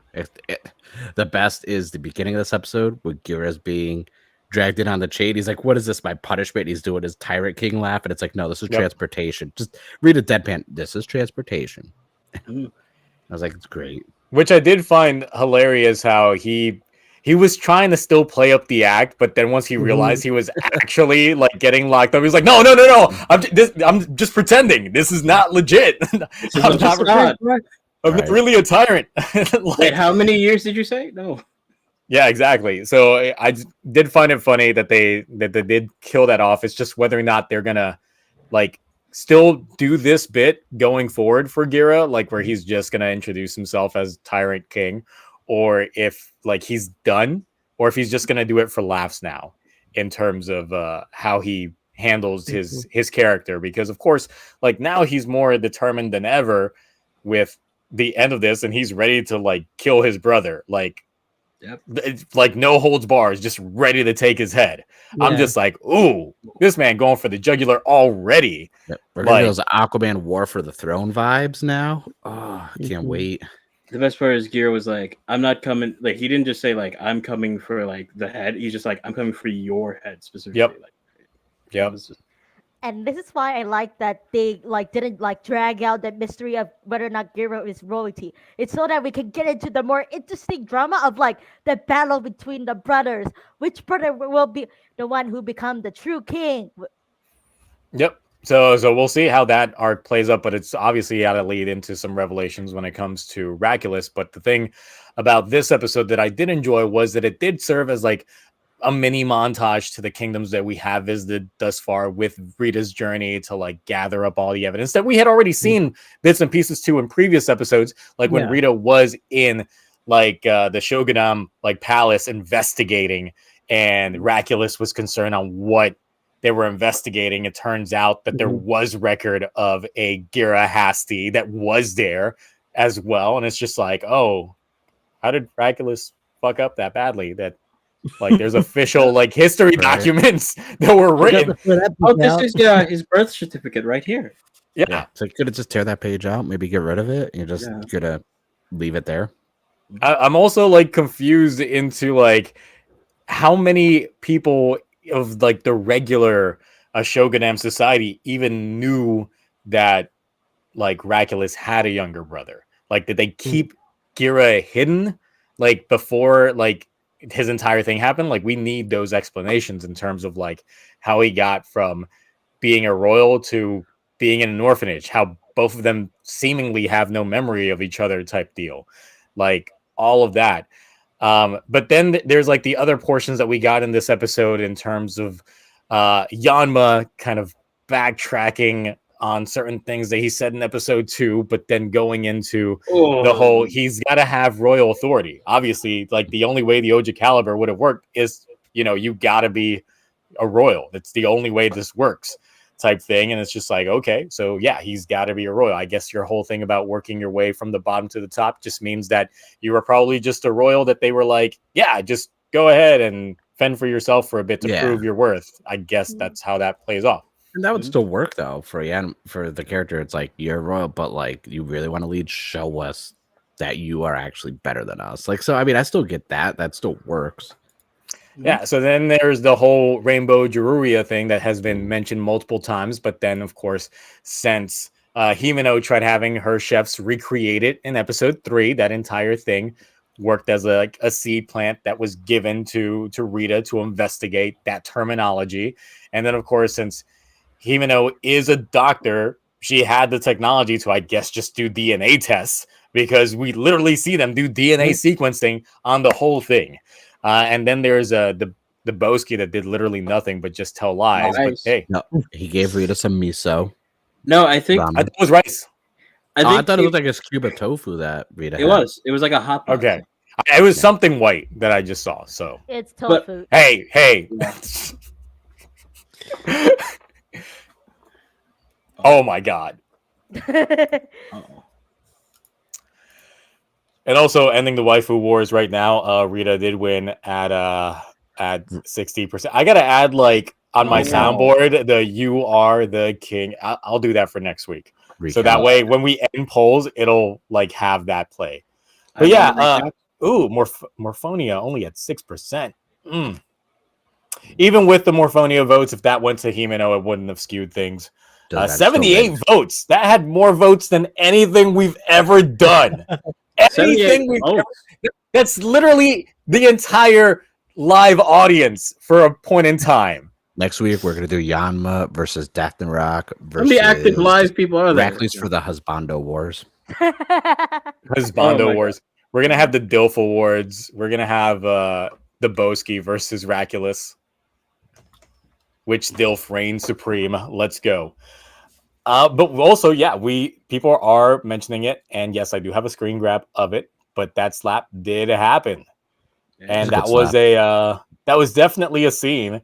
And when it happened on the live stream, I was just like, "Oh shit!" Only for them to play it off is like, yeah, they just needed the blood sample from him. That was the entire reason for that slap. But it's just like, hey, Raculus was being a dick, so technically anything he ever would have said would have warranted that slap. So I'm torn, because between this slap and Nan's mom slap, I don't know what's better, because see, Rita took the glove off while walking, but Nan's mom slapped her to the ground. But you gotta true. remember, this is two royals slapping each other. Like, Yeah. I mean, that's war right there. that's like, Mhm. But at the same time, oh, if we're talking about sheer What's Rita gonna brutality, send out? Their army of prisoners? Yeah. You get That your is- freedom if you win. oh, that'd be great. Also, someone said, imagine slapping someone hard that they bleed. It was a mosquito, technically, that was drawing the blood from Rackley's. That's what the blood was. Rackley's was not bleeding from the slap because Yeah, because he's if you built different. the next frame, like he's fine. I'm like, I wish they could have at least added some blemish or blush there to show Yeah, that. handprint. If they added a handprint, red Yeah. over. But no, that didn't happen at all. Also, you can see like how calm he is until after Rita leaves, and then you see like his expression immediately change. So, like, Yeah, which I is will the same forgive- thing that continues on when the big revelation happens. Which, of course, the big revelation is just like, who happens to be in this flashback but Raculus himself. It turns out that, yeah, he is the older brother. Somebody get Maury on this because, yeah, I need a that DNA was... test immediately. Yep, the DNA test was done. You are the brother. And I'm still like, how did they, like... I already said it too many times, but I'm just like, how does no one remember this? Like, this is It's not gotta be even... explained. Like when you think about it, it's like this scene probably happened 10, 12 years ago in like the show's timeline. So Yeah, it they wasn't said even over 10. that They said long. over 10 years, so it's probably like 12. Because it's just like thinking about it, Raculus's actor, I think, is like 32, 33. Gira's actor, I think, is like 24, 25. So even thinking about it being like 10 years ago, like if Gira was like 5 years old, like this, the kid looked like he was probably like a 5-year-old or something like that, like a 5, 6 6 or year old. 7, yeah. Yeah. So it's like So- around 20. Yeah, so it would have technically been about like 20 years, or possibly. so. My only issue is, how did Rackley's get caught slipping over a bowl of Jello? Like It's the Jello, most not even vivid Jello memory. pudding, not even Jello pudding. Like, You think Jello just pudding's the superior? creepy- Dude, Jello's gross. It's not a solid. It's not a liquid. It's just, I The don't real answer understand. right here, Raculus obviously won the DGP and wished for his brother to be forgotten. Dude. Oh, that crossover movie's gonna. I don't Imagine think that's gonna happen. So The possibilities. are endless. yeah, there was a Not in scan. having on a live stream together. Chest of Greatness mentioned that the name Gira Hasti was technically in one of the scans like previously. So it's kind of like it's been out there. It's been out there. So A lot of us who watch us don't go for the scans. You know, they don't. Yeah. Like, I get the magazines, but by the time I get them here, they've already been out for like, a week or two in Japan. But I don't actively like go online to look up anything. So like Mhm. a lot of stuff that's in the scans, like the whole Rackley's thing. If I had seen people tweet about it with the whole, not the 6, but the other suit that's gonna have it, like I would have known about any of that. Like, because I just don't purposely go out and look for that stuff. and Yeah, go ahead. yeah, like I believe I'm the one who is the one on this panel who's most likely to search out information. But the information I do search out, it's more like, what do I interest more? Like, is there going to be an English dub? Any news on like the new episodes or new shows? So, and even I never like encountered like much. I just like either stumble upon it or actively seeking out. And most of the time, it's just me stumbling upon it. So like, yeah, like even the most like information seeker out of all of us, we don't see every single thing. We just like, if it interests us, we would like maybe, but most likely we don't see it. Ow. Man, clearly Toei needs to get on that Disney Tom sniper Holland issue. mode when it comes to stuff, because if Gira's actor leaked the reveal before the Yeah. episode Oh my God. 3, then oh my Basically, Tom god. Holland right there. Yeah, Mark Ruffalo. exactly. When Tom slipped up and then he made that look like right after. I used to love those Marvel interviews. Every time they I said love something wrong, they would make like the faces like, That's Uh-oh. why they God put forbid- Anthony- God forbid you're right next to Don Cheadle, because Don Cheadle would make that face Yeah. like, you just slipped up. My Yeah. favorite was putting Tom Holland with Anthony Mackie in that. Oh yeah. Those guys just like, I'm trying to keep my job. If You're you out could here smash just Stan, ruining just what. like, nope. Man, I would have been disappointed had I like already. The thing is, like, we were already like trying to figure it out anyway. We were already skewing that way. So It's almost yeah. we're in denial.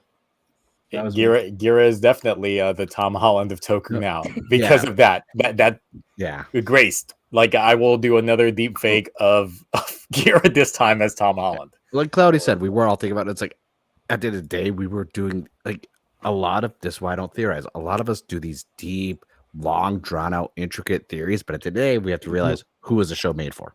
Yeah, kids. Yeah. Yeah. I'm sitting here thinking it's gonna be this. And it's like, wait, that's overcomplicated. We gotta it's usually the simplify it. simplest thing.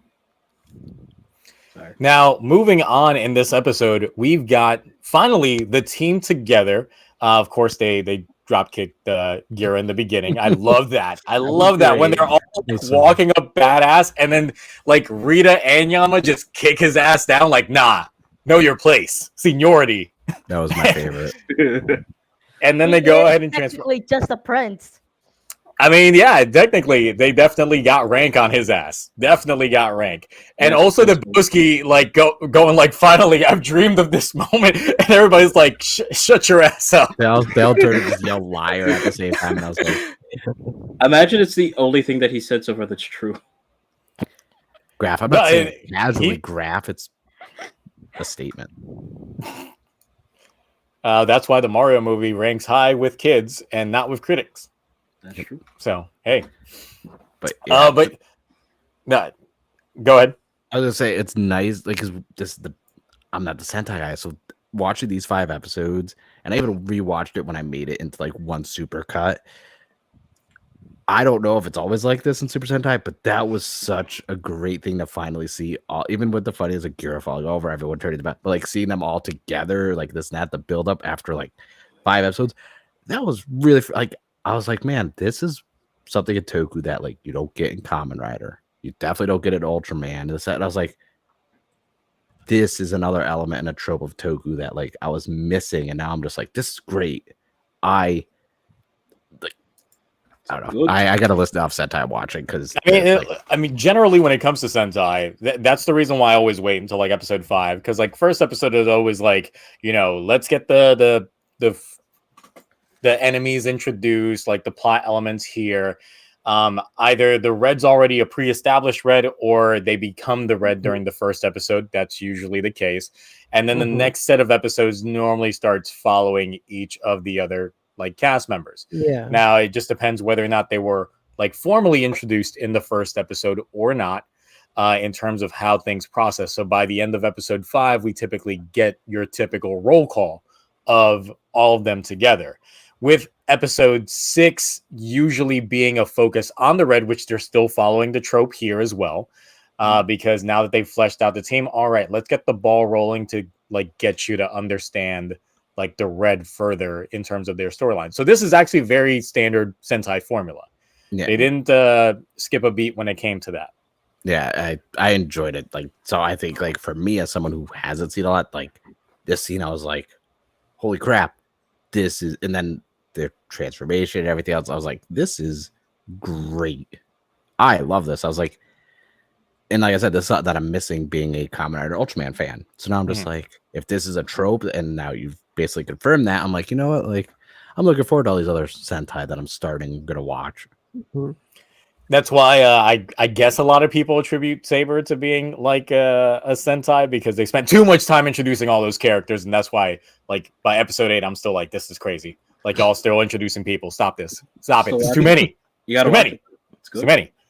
But yeah, one thing that I did find hilarious in this episode was the fact that we finally got the full King Oger God tie with all 5 of them in there. But then what led to the King Oger functioning the best it did was them literally just saying, I'm taking control. Like, literally all of them asserting their dominance was just like, okay, full dominance mode. So let's go. Let's just go ahead and go. And it's just like, it was nice. It's nice. Go. That's thumbnail bait 100%, and I'm all for it. That was beautiful. I do like when the mechas were fighting each other, because you saw like the little wasp and like this, that they were like swatting at each other, and then, you know, they're hitting himself in the head, and I'm just like, this is great. And then we got this god tier scene right here. I don't get how like most of them are going to try not to vomit in those things because like Rita gets flung in the sword. If you notice, upside down. Look, I can tell you, Ace wouldn't last a day in this, considering he gets sleepy after Boost Mark 2. He would die in this. True. That man would go into a coma. If you notice, Rita flaps their hands like the butterfly. Yeah. It's great. Like it's gone full G Gundam at that point. So Basically. I'm fine with it. Their reaction is great. Like I said in my review, whoever, like, as someone that's watched so much mecha anime growing up, like, I feel that the staff working on this probably had the same love, because just the way that they do these mech fights, I'm actually enjoying them for once, because I found them so stale in Sentai, like, over the course of, like, the last few years, and they're making them exciting and very, like, just cinematic in a way that, like, the series has not done so before. Because even, like, Dom Brothers was like, you know, we know that you don't care about these mech fights, so we're only going to make them last like 30 seconds to a minute, and that's it, and then go back to the rest of the other stuff. While here, since the entire selling point is the King Oger, they had to make sure that that was a huge prevalent point, and they didn't want to make, like, the King Oger boring to see fighting. Like, they made it dynamic as fuck. And the transitions between, like, physical, like, suit mecha and, like, the CG, it's seamless. I was like, I was trying to pick it up at one point. I had to, like, pause. I'm like, is this? Wait, that's not CG. That's a suit. I'm like, so good. So maybe that's why they had the mech fights in Don Bros be mostly CG practice. Well, so the thing is, like, they did outsource production staff for the CG in Dom Brothers. The thing is, like, when you first saw, like, the first set of episodes of Dom Brothers, like, the CG was, of course, better than like Kiji Brother and Inu Brother, but that's because it had more time to cook, more time to marinate. Yeah. When they were working on that mech fight, and then once we actually got the proper suitmation with the Dan Oni Taijin, like, I really feel that since they already knew, Toei already knew that King Oger was going to focus on the mech and a lot of its lore, they had that production staff start working on all of these fight scenes like 6 months in advance, probably, because they were like, nah, you guys got to make sure this thing looks amazing for a lot of this stuff. So yeah, and it looks like I brought it up after, like, the first or second episode. I have friends now that are watching this every week, waiting for, like, where's the new episode. They've never seen, outside of, like, Ultraman, because me and Zio similar age, so we found Ultraman the same way, because I watched your video. Great video, by the way. Love the thumbnail.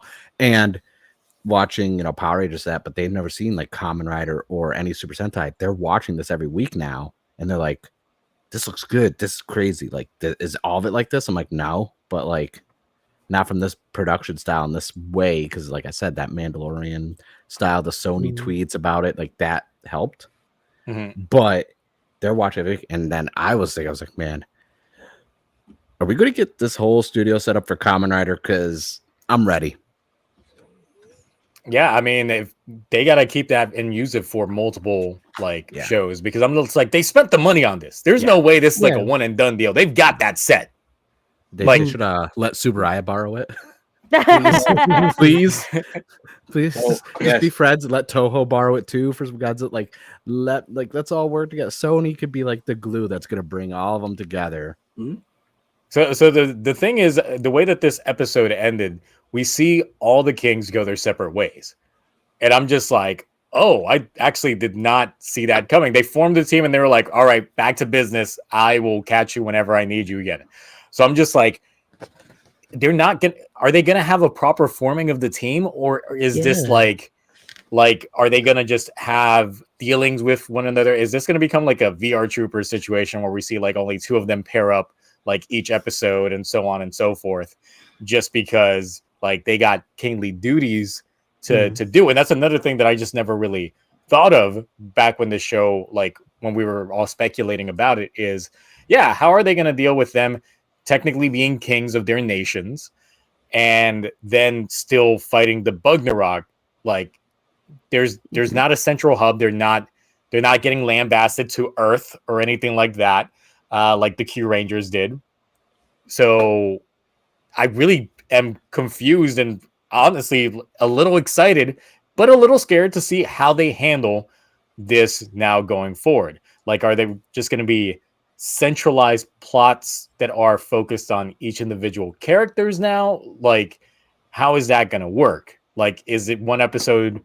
Like, are we going to get like a 2-episode arc on Jaskira, and then after that, like a 2-episode arc on Yanma, and then, you know, rinse and repeat type deal? Because this is a whole different dynamic. They could literally make this more writerish than we can anticipate in that sense. I mean, they have a writer machine.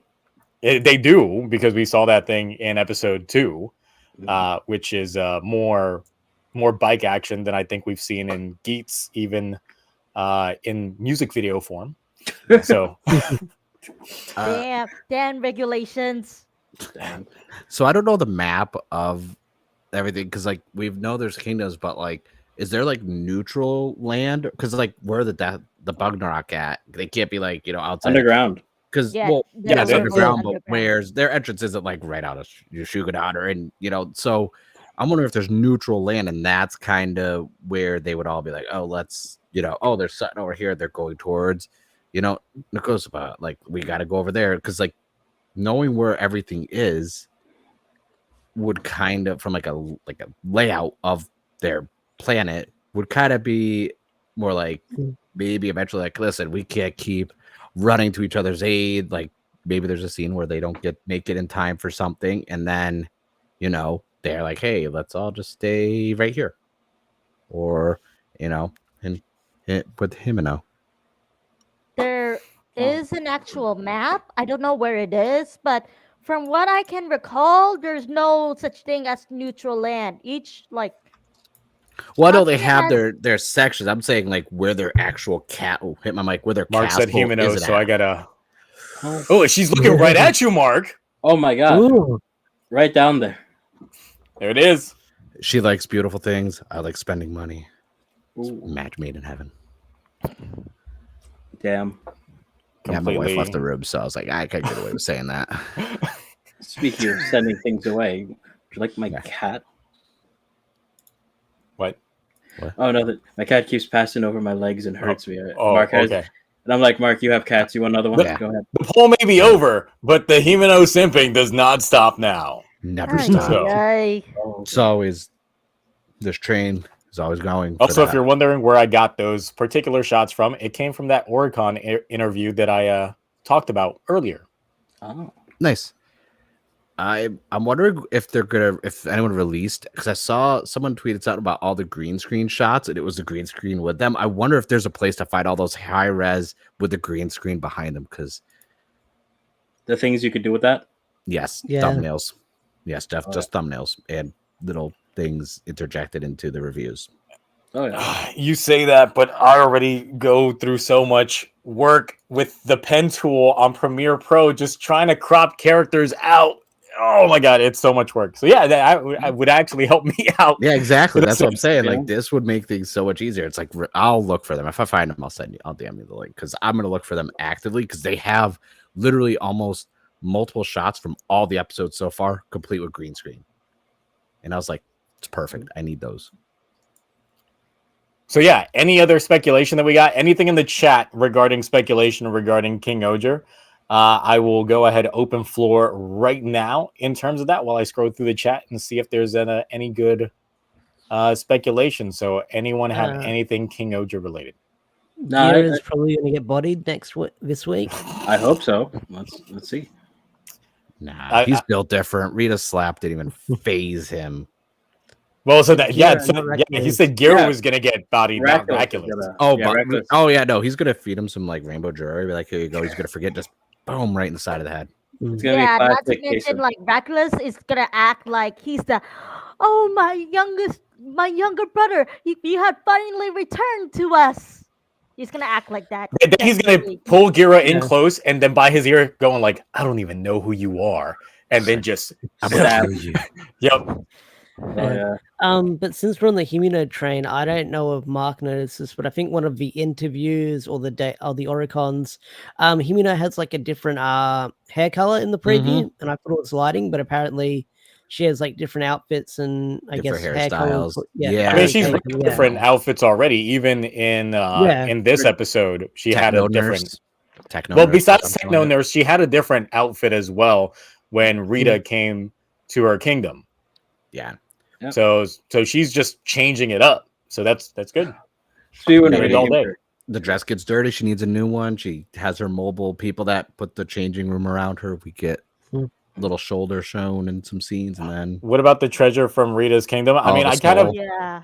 I kind of went into that already in terms of like what the priests was after, but it was also what Raculus was after as well.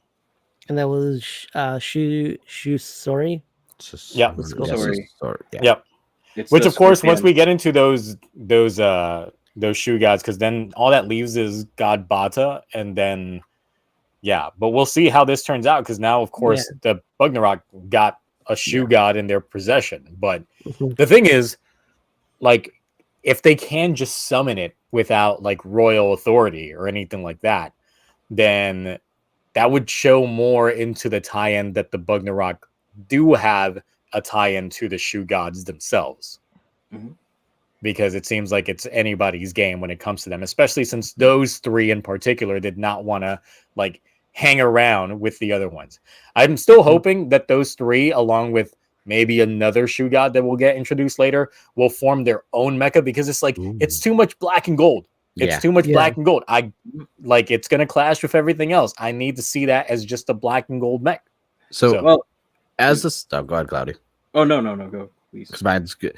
As you guys watch that, so obviously the whole Death in the Rock and looking for the three guardians, that's not that obviously, because we're only 5 episodes in. This is that's not the whole overall story, because like that they could have milked that for 40 plus episodes, I assume. Yeah. I assume how arcs work. Is it the arcs kind of similar to how they handle their arcs in Kamen Rider from like a time frame of episodes? Not exactly, because the thing is, Sentai tends to be very episodic. Literally, the plot lines end up being like a one and done scenario. There's nothing like greater to be thrown in there. Maybe like a tease said by a villain or something like that. This is literally like the most serialized we've had Sentai.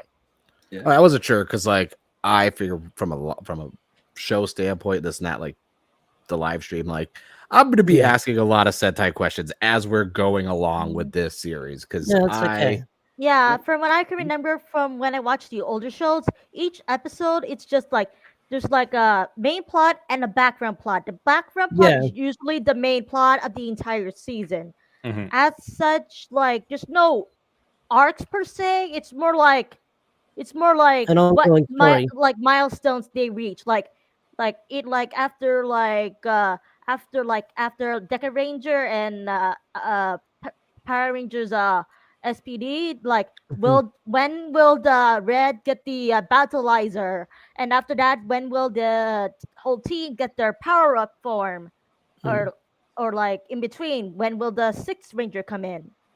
It's like which I'm getting a lot of Six Ranger comments in the chat right now. There's spoilers about it. Because that's what I was wondering. Because obviously I can't go based off of Dodd Brothers, because that was just a freaking like mashup of chaos and mess, glory. And the thing is, sometimes we get the sixth very early on. Sometimes we get it like almost halfway through the season. Like it varies. Like I always state that one of the best sixth like introductions in more recent memory, even though this has been like 16 years now, has been Bokanger with AG, Boken Silver. Like the way that he was introduced was just some guy that just showed up like a monk, just beating down enemies, eating his vegetables. And it took like 2 episodes until it's just like, oh, he's Boken Silver. Like he manages to like tame his animosity and actually become like it's a great art. It's great art. Nice. Watch Bokanger. It's good. That's on the list. Definitely better than its Ranger counterpart. So let's see here. Do you think the sixth will be a serious or a goofy type? The thing is, I feel like every one of the characters currently has both sides to them as well. Like they all have a serious side and a goofy side in themselves. So I think the sixth would either be more of the same or be like a 180 from all that. Moffat is the sixth. Yeah. Yep. Oh god, I was thinking whatever the sixth is, because of all the black and gold. I was hoping the color for the sixth would be white. Again, I don't know any spoilers or anything. That's just my personal yeah. hope. Do you want to hear the spoilers I found? No, absolutely not. Under no No. circumstances. Nah. Now, because everyone's Unless we talk speculating about the Mario sixth movie. that's before the show even came out, and I'm like, Yeah. why is everyone so Yeah. concerned Yeah. with like this stuff? Like, I don't know if that's how it's the trend. It's the trend Yeah. from Okay. social media is like as soon as new thing comes out, they want next new thing. Because Like when Domino's was coming out, enjoy what I got. there were a lot of people that were like, I can't wait for the 6 to show up. Can't wait for the 6 to show up. Then we got the 6. It's like, can't wait for the power-ups to show up. Can't wait for the power-ups. It's like, then it's just like already in like episode 39. Can't wait to get the new rumors for the next Sentai already. Like, just stop. Just stop. Just enjoy what you have Yeah. right now. Enjoy the And show. also, for anyone wondering, the Candy Toy Mini Plaza of the King Oger is releasing 2 weeks from today. So you might want to get your pre-orders I'm gonna need in. a link from you. All right, I'll send you a link. I'll send you a link to, because my guy can't get them. He doesn't do mini plaz, so I found another one cheaper than a lot of the people who release stuff in America that are from Japan. Oh, okay. But it looks really good. So just anyone who's curious about that, because I know the DX version's out and the action toy things are out, like whatever the action hero toys. Oh my god, no. That's uncalled for right there. That's uncalled for right Mr. there. Cool Guy, awesome. I hope he's not a character with Wow. imaginary friends who gets better in 2 seconds. That's mean. That's a low blow. And that's If I why had- Jiro is the worst character in Dom Bros. If I had my Really? little soundboard, I'd put the whole Captain America. I understood that reference. Yeah. Wah, wah, wah, wah. God damn, that's hilarious Ooh, right Can I there. get a quick tangent? Get that Memorial Edition sock handy for that. No, not the Memorial Edition sock No, thank you. bundled with Memorial Edition Jiro's friends. Okay. Oh my god, I had so much fun making that video. That shit was fun. That They was should actually be free then at that point. But yeah, Cloudy, are you gonna go off on your tangent now regarding this episode? Why You you want gave me it to a D? explain? I mean, I'm okay with not explaining. Okay. Cloudy rated this episode a D. Why? Okay, so the same reason why I'm not like in love with Geats is the same reason why I'm not in love with this current episode. It's because there's either I'm pretty sure it's just because I'm overthinking a lot of things, but they always lay like the groundwork for something very interesting and unique earlier on. In this case, episode 2, which you mentioned, obviously of like you just having the like capabilities of being a royal being enough to use the the Oja caliber or whatever. And that was great. And I was thinking, like, Jiro just being a normal dude and that being the whole point was very nice. Not that I don't like him and Raculus being brothers and rivals and all that stuff. And I'm very glad that they didn't string us along for too long and they paid it off now. But the fact that, like, they had it out, but then they do something that's very, like, cliche and just, like, so obvious and, like, it was so annoying because you had an out and then you go right back in, which is why I loved everything in that episode except for the trial. Why? It was just really annoying. I was just like, why? I knew this was coming. I knew it was happening, but throughout the process, it was just very annoying. I didn't enjoy it. All right, Cloudy. Your path to redemption starts with who did you vote for in the Waifu Wars? What are you talking about? That's Himino. That's 1 foot in the right direction. But like, okay, so you're saying you give it a D because No. It's like my personal like D. Like obviously the episode is way higher. Like I would, it's from like a standpoint, it's like at least an A, like an episode. But like me personally, like that just brought down my enjoyment. Like, But, in like, that moment. so Look, I put out a poll, and right now everyone's saying you're wrong. Oh, I know. I saw the poll. I was trying to figure out how to word this because like, so yes, it was predictable. Yes, it was like the No. Don't get me wrong. I know I'm being like overly harsh and that's just me like hyperbolizing. Like I'm not super serious about like D. It's just that was just like in my like that was like a bad like thing for me. No. Don't try to over explain yourself. You don't have to. Okay, so if something is maybe a cop-out way or an easy explanation for this, that does that take away from the quality? Does this take away anything from the quality of the story being told? Oh, absolutely not. Like that's why, like I said, this episode is overall at least an A from like a story standpoint I mean, alone. like, did you know Bruce Wayne's Batman? Who doesn't? Exactly. So when we go to a Batman movie, like, I just, Doug, yeah, I got you. you said Hemino, so everything's forgiven.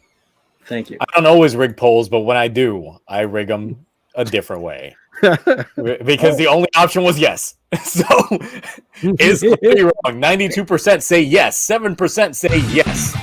That's impressive. Yes or yes. Who's that 7%? They donated. What's an R? Ruble. I think that's Ruble. I think that's- $5.50. But there's no super chat attributed to it. If you had a super chat to say, you could just go ahead and post it up. You don't have to pay anything extra. I can just like put it on the screen. But otherwise, greatly appreciate it. Were they just donating to you, possibly? I guess. It could be. So, Rupee from Zelda.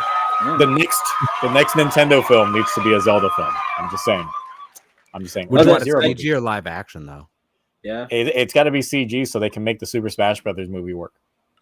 Yeah. Chris think Pratt's so. gonna voice Link. Oh, No, Michael Cera. Michael Cera. Do you think they should keep Link? I was gonna say he could be Ganondorf, but Oh okay. my God. Michael Cera's Ganondorf. Oh my God. Like, I guess I'm gonna go after the castle now. I don't know. Whatever. Someday. Shawn Mendes as Link. Oh my God. Are you gonna get the new Zelda game? I requested a week off from work right after it comes out. Of course I am. Oh, It's damn. tradition. Tradition. I'm gonna open my copy of Breath of the Wild finally. I'm gonna like play it and I'm gonna be like completely unkept, ungroomed. I'll look like a flaming hot Cheeto because I won't even do my hair, so it'll be like all natural and curly. No So- reviews that week either. I'll just be like, look, guys, something came up. The reviews maybe Saturday. I gotta go save Hyrule. It's serious business. I gotta go save Hyrule. Listen, just one more dungeon. Yeah. So Summer Island. So moving on to the next subject, and it's a thing that honestly, like, is some pretty good news. Shin Kamen Rider, Yeah. Western release. Let's go. Finally, I honestly like wasn't expecting it. Like this was when I woke up this morning and saw this across my feed. Like people discovered this because it was on AMC's website. This is literally on AMC Theaters like website is Shin Kamen Rider 2 hours 15 minutes May 31st 2023. That's a late happy birthday for me because my birthday is literally the day before that. So I'm just like, ooh, I'm gonna be celebrating in style. I'm gonna dress in a suit when I go see this thing. Nice. And for me, it's very lucky. It's after my college graduation, so yeah, it's Shin Kamen Rider looks to be actually coming out in the West, which was not anticipating. No idea if it's going to be subbed or dubbed. I'm going to watch it subbed because, yeah, it's going to be a thing. But yeah, like who properly saw this coming, like in terms of it? Because honestly, I thought this one had no chance of coming over to the West just because of Toei and, of course, the whole like Power Rangers connotations of things.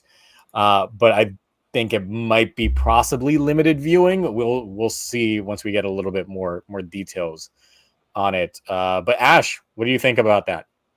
I'm like I don't know if it's going to get an Australian release, but I'm so glad that it's actually getting a Western release because so many people have been excited for this movie, and I'm glad it's actually getting a Western release. Like even if they chucked it on streaming, that would have been great. But seeing how it came out in March, we're getting it in May. That's like 2 months away. That's much quicker than I thought because Shin Ultraman came out in March as well, May. And that didn't get like a release until like near the end of the year, or was it this year? Yeah, because they dubbed it as well. Yeah, and also like I don't know if you put this on the docket, but it's an Ultraman Z that's getting an English dub as well. So Yes. Yep. airing tomorrow. Yeah. And the Yep. second episode's gonna air on Sunday. Oh, I guess it's a weekly thing. Yeah, but I need this is some like special. really great. Oh my God. Do that Yeah. before you see the Mario film. But yeah, like this is great that it's actually getting a Western release. I'm going to keep an eye on if it's going to get an Australian release. I doubt it. We do get some Japanese import films here and there for film festivals, but I'll definitely be keeping an eye on it when it gets released as well. Because if not, I'm going to have to wait for like the Blu-ray and then Cat website. So Yep, That's I'm great. definitely like now. I'm just like, oh, I'm gonna avoid any way to like actually sail the high seas for this before release because I want my first watch to be in the theater. Like I need that to be like the experience. I don't want to see that bootleg. I don't want to see anything like that. We got that with Shin Ultraman, where the first like release that we got online was kind of that high quality one. Luckily came like soon after, but yeah. Mark, what do you think on this being a thing? I'm gonna go on a cloudy tangent, but chat, just you'll understand why I hate this so much. Okay. For 10.5 months, I tweeted Subaraya. I tweeted them. Give me Shin Ultraman in the United States. I was able to avoid spoilers for 10.5 months. For it to finally come out here for me to see it. 2 months later, oh, here's Shin Commenter. That's biasness. That's Toei is up to shenanigans to bury Subaraya because their Blu-ray releases are killing Kamen Rider right now. Oh my god, Mark. I will be seeing this, but the worst part is I already looked at spoilers for Shin Kamen Rider because I didn't think it was going to happen, and if it was going to be like 11 months, but instead it's 2 months. So that's cool, but goddamn, like this Kamen Rider versus Ultraman shit is getting too far because now. Yes, and it's coming out May 31st. Guess what's coming out 5 days after that? Shin Ultraman on Blu-ray. They're coming for Ultraman. This is a personal attack on Subaraya. I need to draw a line in the sand. Oh no. Because as much as I love Kamen Rider, I like Ultraman more. But jokes, that was a joke. Actually, that was kind of annoying. But it's also great news that's come out so quickly that we don't have to wait as long. But we're not going to get dubbed. We're definitely not going to get dubbed though with 2 months. Yeah. We're definitely That's gonna for sure. get to avoid some spoilers. Unless they had this planned well in advance. Yeah, you'd They be had this surprised, scheduled the whole like, time, and they were You'd be doing this to me on surprised how purpose. quickly they dub it. Subaraya is in trouble. Yeah, plus Toei's got voice actors on staff in both America. Yeah, they could just go to Yeah. Toei Animation and be Toei like, "Hey, give us Animation. some voice actors from Funimation." Yep. But it's cool. I'm excited, but the thing is, obviously, it's a placeholder. Date subject to change, probably. We don't know. There's no poster. There's nothing. I don't know what day of the week the 31st is. I don't know if it might get the 2 days, 2 showings. That's a Wednesday release. Yeah, Wednesday. So it's definitely going to be if it's a Wednesday, they might do the Wednesday, Thursday, 2 different showings. That's it, because that's what they did with Ultraman. 1 day dubbed, 1 day subbed. I do remember Shin Godzilla got a little bit more time in theaters, I believe. But that again, Godzilla has been in the States. So that's different establishment. I'm excited. I think it's really good. Obviously, I'm going to show up with my little Cyclone cup holder that I ordered on Mercari, Japan, that's being shipped out right now. I bought all the stuff from the movie theater in Japan. Oh, that's cool. The poster, the little card pack, the little motorcycle cozy. I'm hoping, because I don't know if we said it last week, but Shin Ultraman in 2 days with 2 showings only, limited theaters, mind you, made almost $700,000. That's good for America. And that's for Ultraman.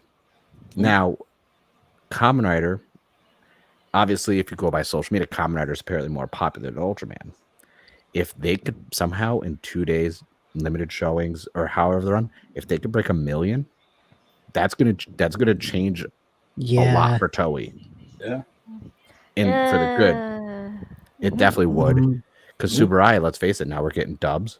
We're actually getting a Blu-ray for Shin Ultraman. They started doing the YouTube stuff even more with the episodes being on there. This could open the eyes of Toei that, hey, the Western market is willing to give you money.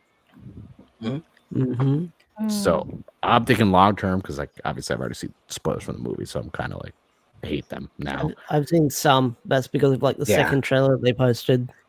Yeah, they did that other thing that they subbed that was like 20 minutes long. which we'll get into in a moment. Yeah, Mhm. but I'm excited. I think it's a good thing for all Toku fans. I hope Ash, you get something over there for it, Mm. because it'd be nice to make it more global and worldwide. But this is Yeah, definitely this is definitely a test to see. I don't know if we got a Shin Ultraman release in Australia. I didn't really keep too much track. If you have, I mean, I think you guys are getting a Blu-ray release there, though. I don't think so. Really? I honestly don't think so. Listen, It's From done. what I heard at social media, the UK got Shin Ultraman. I'm not Yeah, sure if they that did. applies, but Is it Blu-ray? Because if it's Yeah. Blu-ray, then I can import it because we're the same deep. yeah, like, it's Blu-ray. and if it's in 4K, then 4K it's like region free, so I can import that. Oh, I didn't nice. look if it's 4K or not. Damn. Yeah, Oh, God. yeah, 4K is region free. Hey, That's good. Yep. But yeah, Cloudy, anything you want to add to this Shin Ultraman release in the West? It's just. I mean, Shin Kamen Rider? God. Yeah. Said Shin Ultraman so many times. God. it's all good. The I just think- Shinverse. It's great. I just think this is a good step, and I hope we get more of this, because this is going to be like, if a lot of the Western fans make this a bigger deal, then they'll notice, they'll take from that, they'll probably put more dubs out. Maybe I can finally get my English dub of Ryuki on Blu-ray in high quality. That would be nice. I think that this is overall just a good thing, and it'll be a very entertaining experience. Maybe we'll start getting YouTube live, Kamen Rider day of release airings. That would be nice to see if at some point. Oh no, Cosmic. Oh God, Cosmic. And maybe if this is good, we'll get Shin Metal Hero. Right. Well, I do believe, really quick, somebody in chat said Shin Ninja. Like, I think we got Evangelion Shin. That was the animated one. yeah, and plus considering it's Hideki on, it's the same guy. Yeah, The I same know, that's why I'm just like, but yeah. oh, His Shin I just want to Evangelion make a movie. correction. They pushed back the Blu-ray. It's July 13th now for Shin Ultraman. It was originally June 5th. Oh well. So yeah, outside of this, Toei did release official content regarding Shin Ultraman, and they did release what was dubbed as like episode 1, which is not something that is in the movie per se, but serves as a prequel leading up to the events in the film. How many in the panel have actually seen this? I've I've seen watched it, it fully. and also I have you not seen it. you forgot about my opinion. Oh, since you said Really? something in between, like when Mark was talking, I thought that was it. But yeah, you can go ahead. Yeah, I really, I really I really hope that Shin Kamen Rider comes to the States and it does well. When I went to the premiere of the second day of showing of Shin Ultraman, there was before the movie started, there was a trivia game, and I hope they do something like that. And while I hope that it motivates Toei to do more for the Western audience, I think there may be some issue due to the fact that Toei doesn't own the broadcast rights to Kamen Rider or Super Sentai. I believe the network that Kamen Rider airs on does. The reason why Subaraya are able to put the entire seasons on YouTube is because Subaraya owns the broadcast rights to Ultraman. As such, they're able to do so without having to have talks with a TV broadcast network. So while I would like for more episodes of Toei Tokusatsu to be put on YouTube, there may be some issues with them not owning the broadcasting rights. Get a VPN. Yep. This stream is brought to you by. Nah, I don't have a sponsor. This is a VPN. Jump in with a fake coupon code. Yeah, exactly. No, so the thing about it, and I see that there's a couple of folks confused. So Shin Kamen Rider is indeed a movie, but they are doing a small mini series that works as supplemental content that leads up to the events of the film. The first one is this one that is pretty much dealing with the spider remodel. They went through some weird terminology in this, but of course they got to. But this honestly was a great watch. I watched it on stream.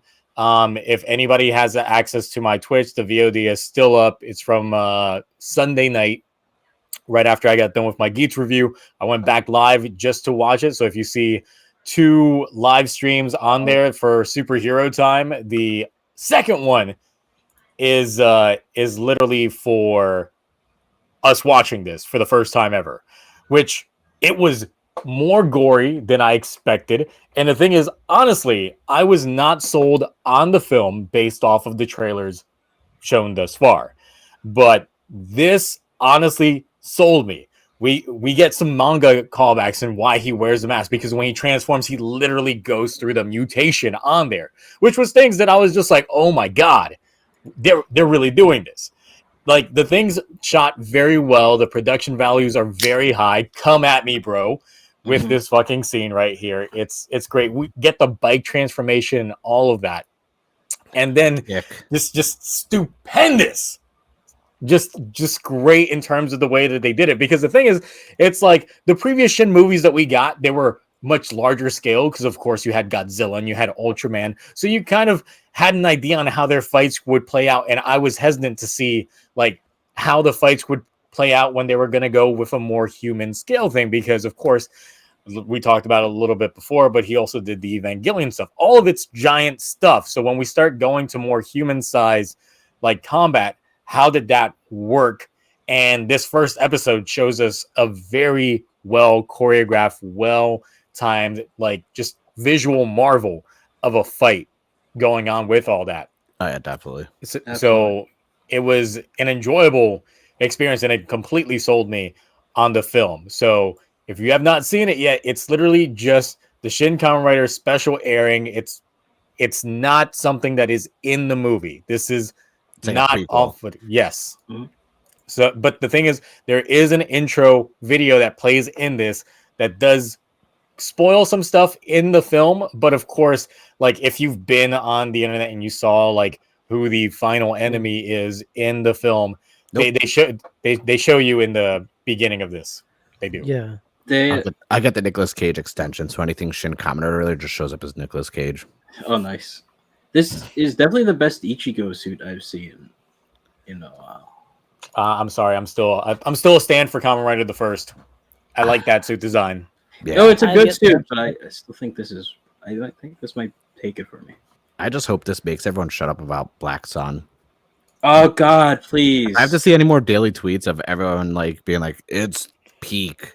What do you mean? I haven't seen anybody talk about Black Sun except for like 2 people on Twitter. And I was gonna be.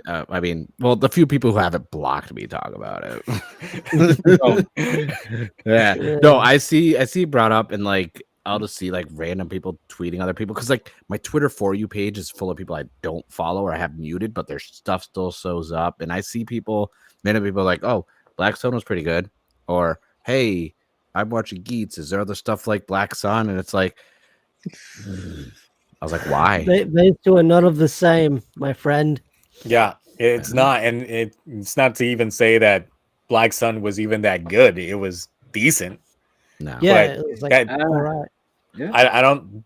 That's not a topic I wanted to get into. I don't. Well, I was just saying because people like. But yeah, this is the 2 main things like that are available in the States because Black Sun's on Amazon, and if this comes out in theaters, that's what 1 of 7 official Kamen Rider related either movies or shows that are actually available in the United States.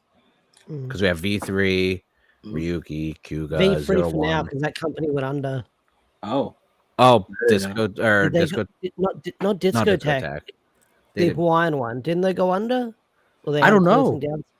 I think their Amazon store had a closing down sale. I want to get that DVD, but I've heard it's like $100. $100 and now if we actually do end up ever having a live stream in which we do end up diving into Black Sun, well, Mark, first of all, you got to finish it because you haven't finished it yet. Don't want to pass. Please do. You gotta come on. We gotta finish it to talk about it. On a scale of 1 to 10, no. Then I gotta I'll have to invite some rewatch it. staunch Black Sun defenders. That's fine. Don't look at me. watch it. Do they exist? Yes, Oh, they delisted it on Amazon. V3 Oh. is like not there anymore. Well, it's there, but like there's no more inventory for it. Oh, Yeah. And I got mine. Damn. I gotta see what's going on with my stream yards since that super chat. Like, I just keep looking at myself saying my fucking money like down there, like nonstop. So I'm just like, I think. Yeah. Oh no, I was just gonna say Black Sun definitely was like a fizzle. If anything, like it was very hype for the 1 week that it was like dropped. yeah. And I mean, we talked about it in like the most streaming first. shows, most streaming shows. Yeah. It should have been weekly. It should have been weekly. And obviously, yeah, that's one of the big reasons why it was all in one day instead of like a weekly hype building. It was hard to carry on a conversation online when it dropped because there are some people that literally binged it in one day. I'm sorry. I got a life. I can't binge a show in one day. I literally can't. Like, it took me a couple days to get through it all. So all I gotta say is thank God for golf during that 1 week of superhero time, because that's the only reason why I got my review out. Oh, and then you rickrolled us. Yep. Ryuki Thank God rolls? for Golf Week. Ryuki So rolled. yeah, I gotta love them golf weeks on that. So yeah, when it comes to Shin Kamen Rider, sold on it now. When it comes to this, am I gonna buy the belt? Absolutely not. I still think that belt is overtly designed for the minimal thing that it is. But yeah, it's all right. But of course, we figure that this is probably the end of the Shinverse as it is. But if it wasn't, what show would you guys, and it doesn't have to be exclusive to Japanese Toku, if you got Hideki Anno to go ahead and just take any form of media and make it into a Shin movie, what would you want, and why is it Shin Seinfeld? Oh my god. Oh, you got me. That lead up. George is gonna punch a hole in some taxi driver's chest. It's the summer of George, Jerry. The summer of George. The greatest. Wow. Oh my god. Oh my god, it'd be the greatest thing. No, don't even say Shin Elf in the chat. Shin okay? Ghost? That'll go down a rabbit hole with me. We can't even begin to just comprehend. Look, Shin I had Elf? this conversation earlier, but Cat in the Hat is Toku, so yeah, Shin Cat in the Hat. They can do it. Wait, Would it is? Shin got John Wick even work? It's too soon. It's too soon. You gotta have the other guy from Bill and Ted to play John Wick. Oh my god, no. The forgotten one. Oh, what about Shin Spider-Man? Like Shin Spider-Man Spider-Man. Toku. Spoiler, Oh wait, man. we could get Shin Spider-Man. Yeah, Shin Spoot. One problem. Rights. Marvel owns the rights. Look, to, no, this is No, pipe. no, no. This is pipe dream. This is Yeah. this is pipe dream. Yeah. What do you want? Even if it's like hilarious, I don't care. We're just like, this is a pitch meeting. Like, Yeah. what you got? What's gonna be the pitch? Let's get big bad Beetleborgs. Except this time they're aged up by 1 year. That's it. That's it. They're properly going through puberty now, so they might be the same height. I only want Shin Sailor Moon, and that's it. That's all I want. Oh, Great Toku. Great That would Toku. be I would nice. definitely. See, look at that. Shin Cocaine Bear already. Shin Cocaine. Dude, that's Bear. that's literally just Cocaine Bear. That's the same movie. Like, that is a Shin movie. Oh, It's a shit, Shin that version is- of what really happened in real life, basically. This Give time me- he's on heroin. Nice. I want Shin, James, and the Giant Peach. Nah, that movie's creepy as fuck. I know. I'm here for it. Them Tim Burton ones. Give me Shin 9. Shin 9. Oh my god, that Dude, would the best thing about that movie was freaking Welcome Home from Coheed and Cambria being in the trailer. Oh, that's true. God, look at these already. Like Shin Jake Long. American Dragon? Yeah. Yes, the American Dragon. That's gonna be great. Oh my Chris god. S. at Shin Igarashi. What? Yeah, we got Shin New 13. Shin Kim Possible. Shin Powder Puff Girls. Power Puff Girls. Get it right. Oh. Shin Samurai Pizza Cats. Needs to be a thing. You got Shin Winnie the Pooh. Well, that's Blood and Honey, Yeah. Oh yeah, that is Man, that that was- is technically it. That was was peak Which one? cinema. which I'm probably going to sail the high seas and get after this Do it. episode. I saw Enjoy it in your theaters. trip on I the saw it high in seas. theaters, Ash.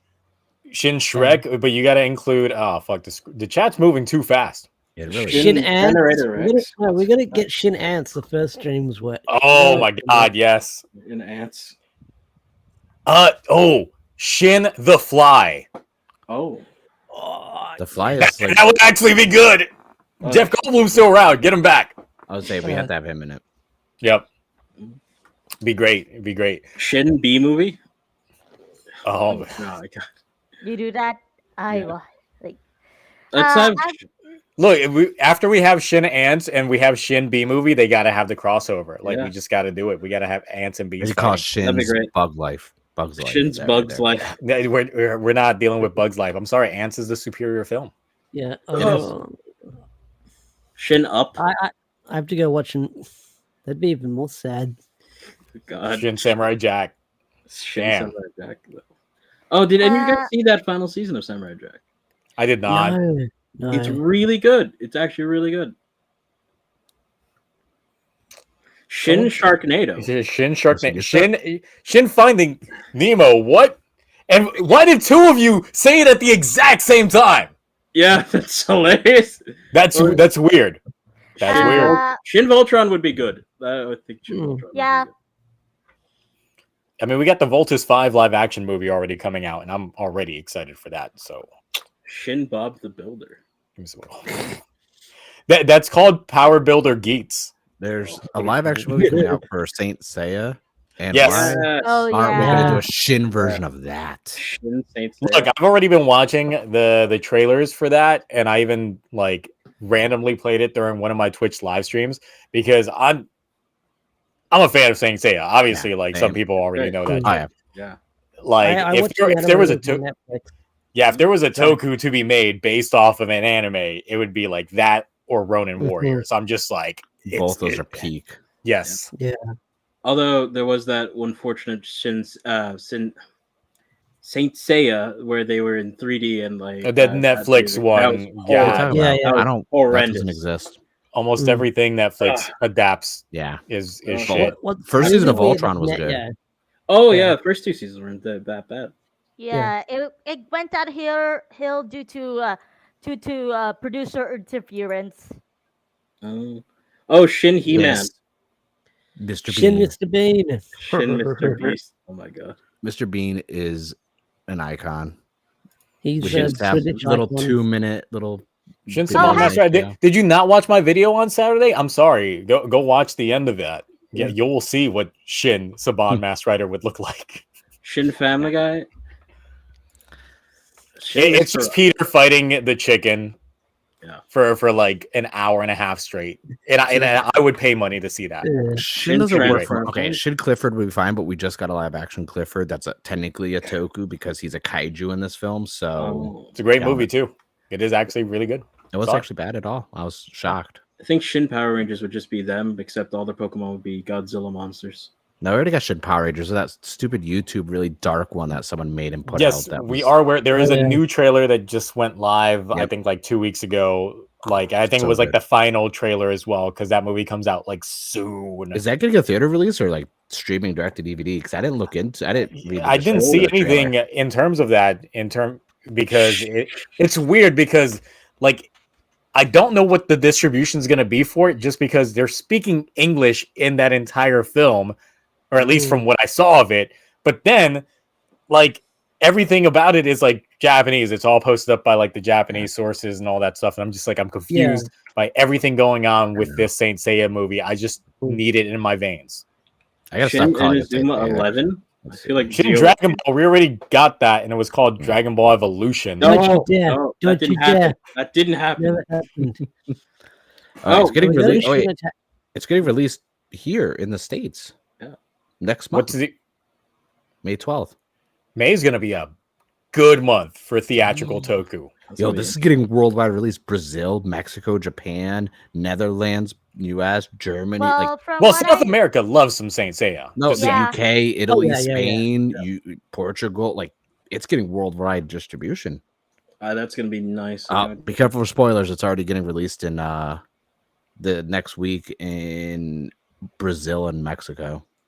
which They makes love Saint sense. Seiya. Yeah. Yeah, Saint Seiya. I'm trying to find distribution. It's not showing up. Yeah, it doesn't say that on the Wikipedia. It just says scheduled to be released in Japan on May 12th. Shin Inazuma 11 is already getting released as Yeah. Inazuma 11 Victory Road. Finally, after 10 years of it just being like in development hell, we've got it. Also, Shin Justy Risers, my man, because I love me some Justy Risers. You missed Shin Yu Yu Hakusho. That would be a nice one to see. Isn't Netflix doing a live action Yu Yu Hakusho? So Yeah. And And it's also, got Netflix and it's is got doing, Tokyo Red as Karama. Tokyo Red is Karama. Oh my god! Yeah. I'm just mad they didn't ask me to be in that movie. Really? they Who would also, you be, Mark? Netflix is also doing Whoever a One Piece I live want to. action. All right. I don't care about the yes, One Piece part. I know they are doing a One Piece live action, but I don't watch One not Piece. interested in that. I never got into it. Look, I had 4 kids, so I had like, the whole One Piece rap intro. That was. Oh my God. I found the Shin- films. Yeah, it's theaters only. Oh, That's gonna not be there long in May with everything else coming out. So Yeah. go see Knights of No. Zodiac in theaters because it's not called Saint Seiya. It's called Knights of Zodiac. I'm gonna see that. Oh, Shin That Duel just- Masters. Someone who Just actually remembers. reminds me of like when they first brought over Saint Seiya to the US and it was called Knights of the Zodiac and they made the theme song I Ran by Flock of Seagulls. It's just like A jump to the sky What? turns to a rider kick. That's like I looked that up and that's so crazy that Yeah. like I know they redubbed it on Netflix and then they took it off with like a brand new dub and I did try the power through that, but now I'm just reading the manga. Manga's really good. Yeah. Manga's short, I could probably zoom through that. bro, I ain't got 4 kids. One's enough. So Oh, Wait, you have kids? yes. yes. Mm. I have 1 kid. So yeah. And Yeah, if you okay. watched the last episode of my Revice review, you would have heard him. So yeah. Cyrus asked, last I heard, Generation Kinkada is still operating. They officially, as of March 31st, stopped all supporting the Amazon store, but they are still honoring the 90-day if there's anything wrong. All their stuff right now is only available on their website, and they will be shutting it down in June. They've been doing this for over 20 years, so they didn't really explain anything. I don't know if they're restructuring or what's going on, but as of right now, everything's on sale in their shop. And the Commodore V3 is still $100 because on their store it's $150, Oh, and it's only DVD, which I'm okay with because it's 4:3 aspect ratio. That's fine. Yeah. I mean, unless you're someone, who would pay 4x3 Shin Go on on DVD? Wings. What's that? Why not Shin Go Anja? No. I would love Shingonja. I mean, we did get that. It's called RPM.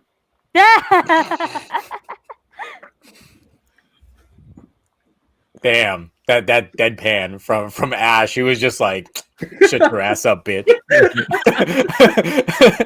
He just stopped and just like looked down, back up, like, nah, No. we're done here.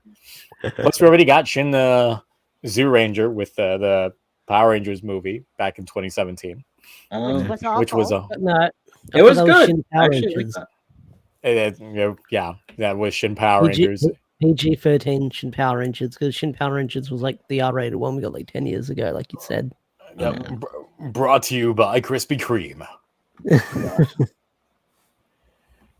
So yeah, in terms of shit, yeah, there's a lot of possibilities. It's just a crazy pipe dream, but I thought it would be fun just throwing out some random ones going on there.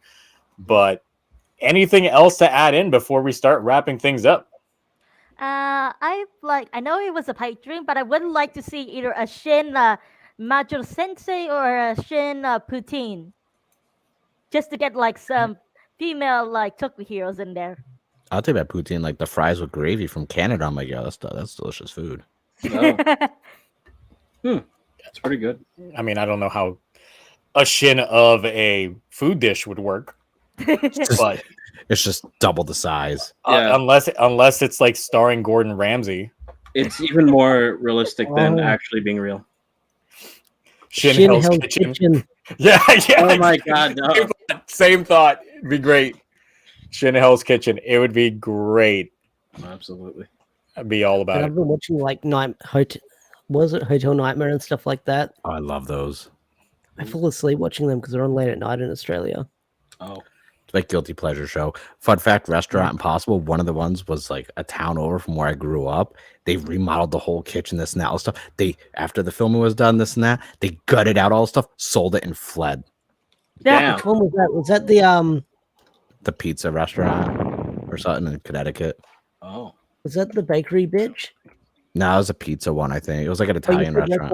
You said Restaurant Impossible. God, I'm thinking y'all of are that. just already going into like, look, say what you will about Shin Burger Shin King, Burger but they got to bring the king back, like that mascot back in like the was late creepy. 2000s. When he got his Like- old Xbox game. Yes, Sneak King. Yeah. Great. No, he 10 had out of two. 10. He had the bumper cart one too. Oh yeah, but Sneak King was the one everybody Sneak King remembered was a good one. Yeah. because that was What it. about Shin Adventures of Ronald McDonald, that animated series? oh my god. We don't talk about that. No. Did you talk about that? That's gonna trigger things deep inside of people that have Shin remember Mutant that. Ninja Turtles: The Next Mutation. Oh, Shin Denny's. Specifically, the next mutation. Just because it was watched on live stream on Saturday, so it's fresh on the mind. And Shin Ghost Rider. We already got Shin Kamen Rider. No, they said Shin Ghost Rider. it would be Not it would Kamen Rider obviously Ghost, be Nicolas Cage back again. No, actually, When Shin. when he was peeing fire in the second film, I was like, all right, this is peak cinema. Oh yeah.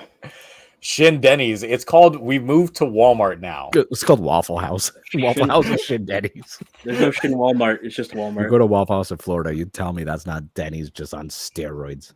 We go to an abandoned IHOP. There's a lot of those. No one goes there. No one goes to IHOP anymore. Not after 2020. So yeah. All right. So I think we've drived up the well, and we managed to still clock in 2 hours and 22 minutes when it comes to all of this. So we're just gonna go ahead and call it at that. So Ash, what do you got to promote? You can find me at Deoxy360 on the YouTubes and the Twitters and stuff like that. Recently I dropped a video saying 10 episodes of Power Rangers you need to watch before Once and Always. Really proud of that video. I'm hoping it pops off closer and closer to the release date. But not only that, I've just been scripting other things and just chugging along with my monthly reviews for the comics and weekly reviews for Geats and King Oja. Great. And then Mark, what do you got to plug?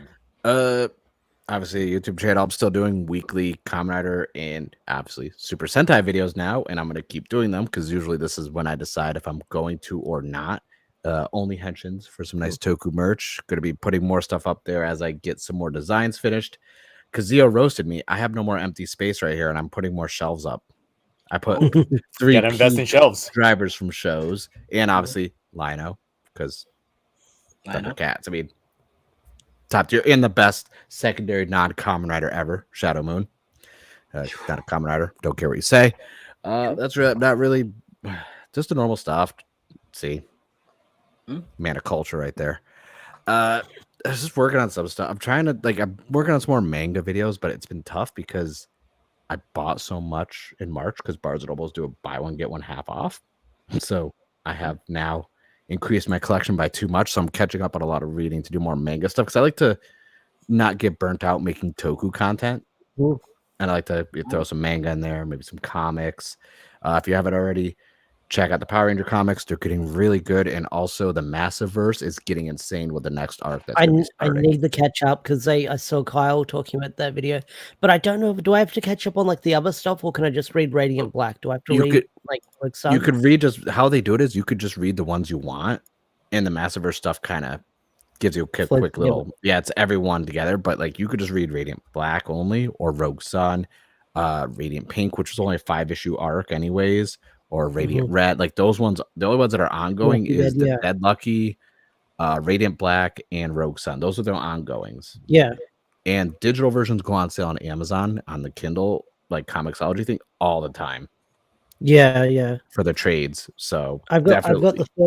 the first free trades for Radiant Black and the first trade for Rogue Sun. Yeah, I believe second trade for Rogue Sun's coming out this month May. at some point, or it just May. came out. Oh, it is. No, oh, it's May. Ryan I think he said end of May. that's It's a gonna lot be of a work. busy month. Yeah, but if you like Power Rangers, Rogue Sun is a great because We all know Kyle Higgins loves Toku. He wrote comics. Rugson's Ryan's Reading in Black is Yeah, Kyle's doing. yeah. Their names. They're people, writers' names. I butcher Japanese Mhm. and English names respectfully and equally. But yeah, check those out if you like that stuff, because I could see the whole Massiverse thing. It's already blown up now, but the first year was kind of rocky. But I could see it really taking off in the next year or so, even more. So you want to, so over there you don't have to watch countless videos on. Well, I mean, you should if we make them, but other people make them. Don't watch them. Countless videos on how to get into the stuff when there's not that many issues deep for some of them, where you could easily catch up on the reading, because it's actually reading good and it's very Toku inspired. That's it. All right, Orchid, you got anything to promote? Yeah, my Instagram. I'm at Pretty Orchid Studios, and I just posted a fan comic inspired by Acme Villains Apart, where the main character is the sole operator for all of Japan. She has to deal with villains and trying to take over Japan, where there's a ton of heroes and not a lot of info about them. I'm planning to do a English dub of the comic and post it on my YouTube channel. It'll come out like before the end of the month. Nice. Cloudy, you got anything to promote? Yeah. Twitch.tv and also YouTube/ The Dawn Clan. If you want to watch daily Ultraman Q videos, me and my co-host Sidrexar are constantly watching every Ultraman until we catch up to current date. We're doing 2 episodes every day except for Sundays. So by this time in 2 years, we'll probably be caught up to Decker potentially.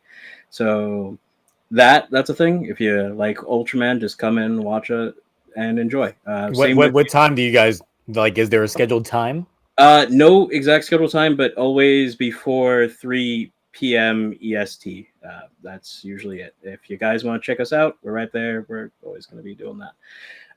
You can watch the VODs on YouTube. They're going to be posted up. There should be 7. And then there's also our D&D games that we do every Saturday. So if you like Power Rangers themed D&D, just join us on Saturdays as well. We also play games on Saturdays. All right. Yeah. Yeah. I was gonna say. Yeah, I was gonna say. What's your list today? Because Sai is my co-host, and I really do like and appreciate this guy. He's very knowledgeable on all things Ultra. Please check out his channel, Sidrexar, because if you are curious about lore and like history or topics involving Ultraman or the preservation of like anything, he has them in very high quality. He's worked really hard to preserve them in actually good and usable, listenable audio content. And he has a bunch of information on that. So please check him out. Great guy.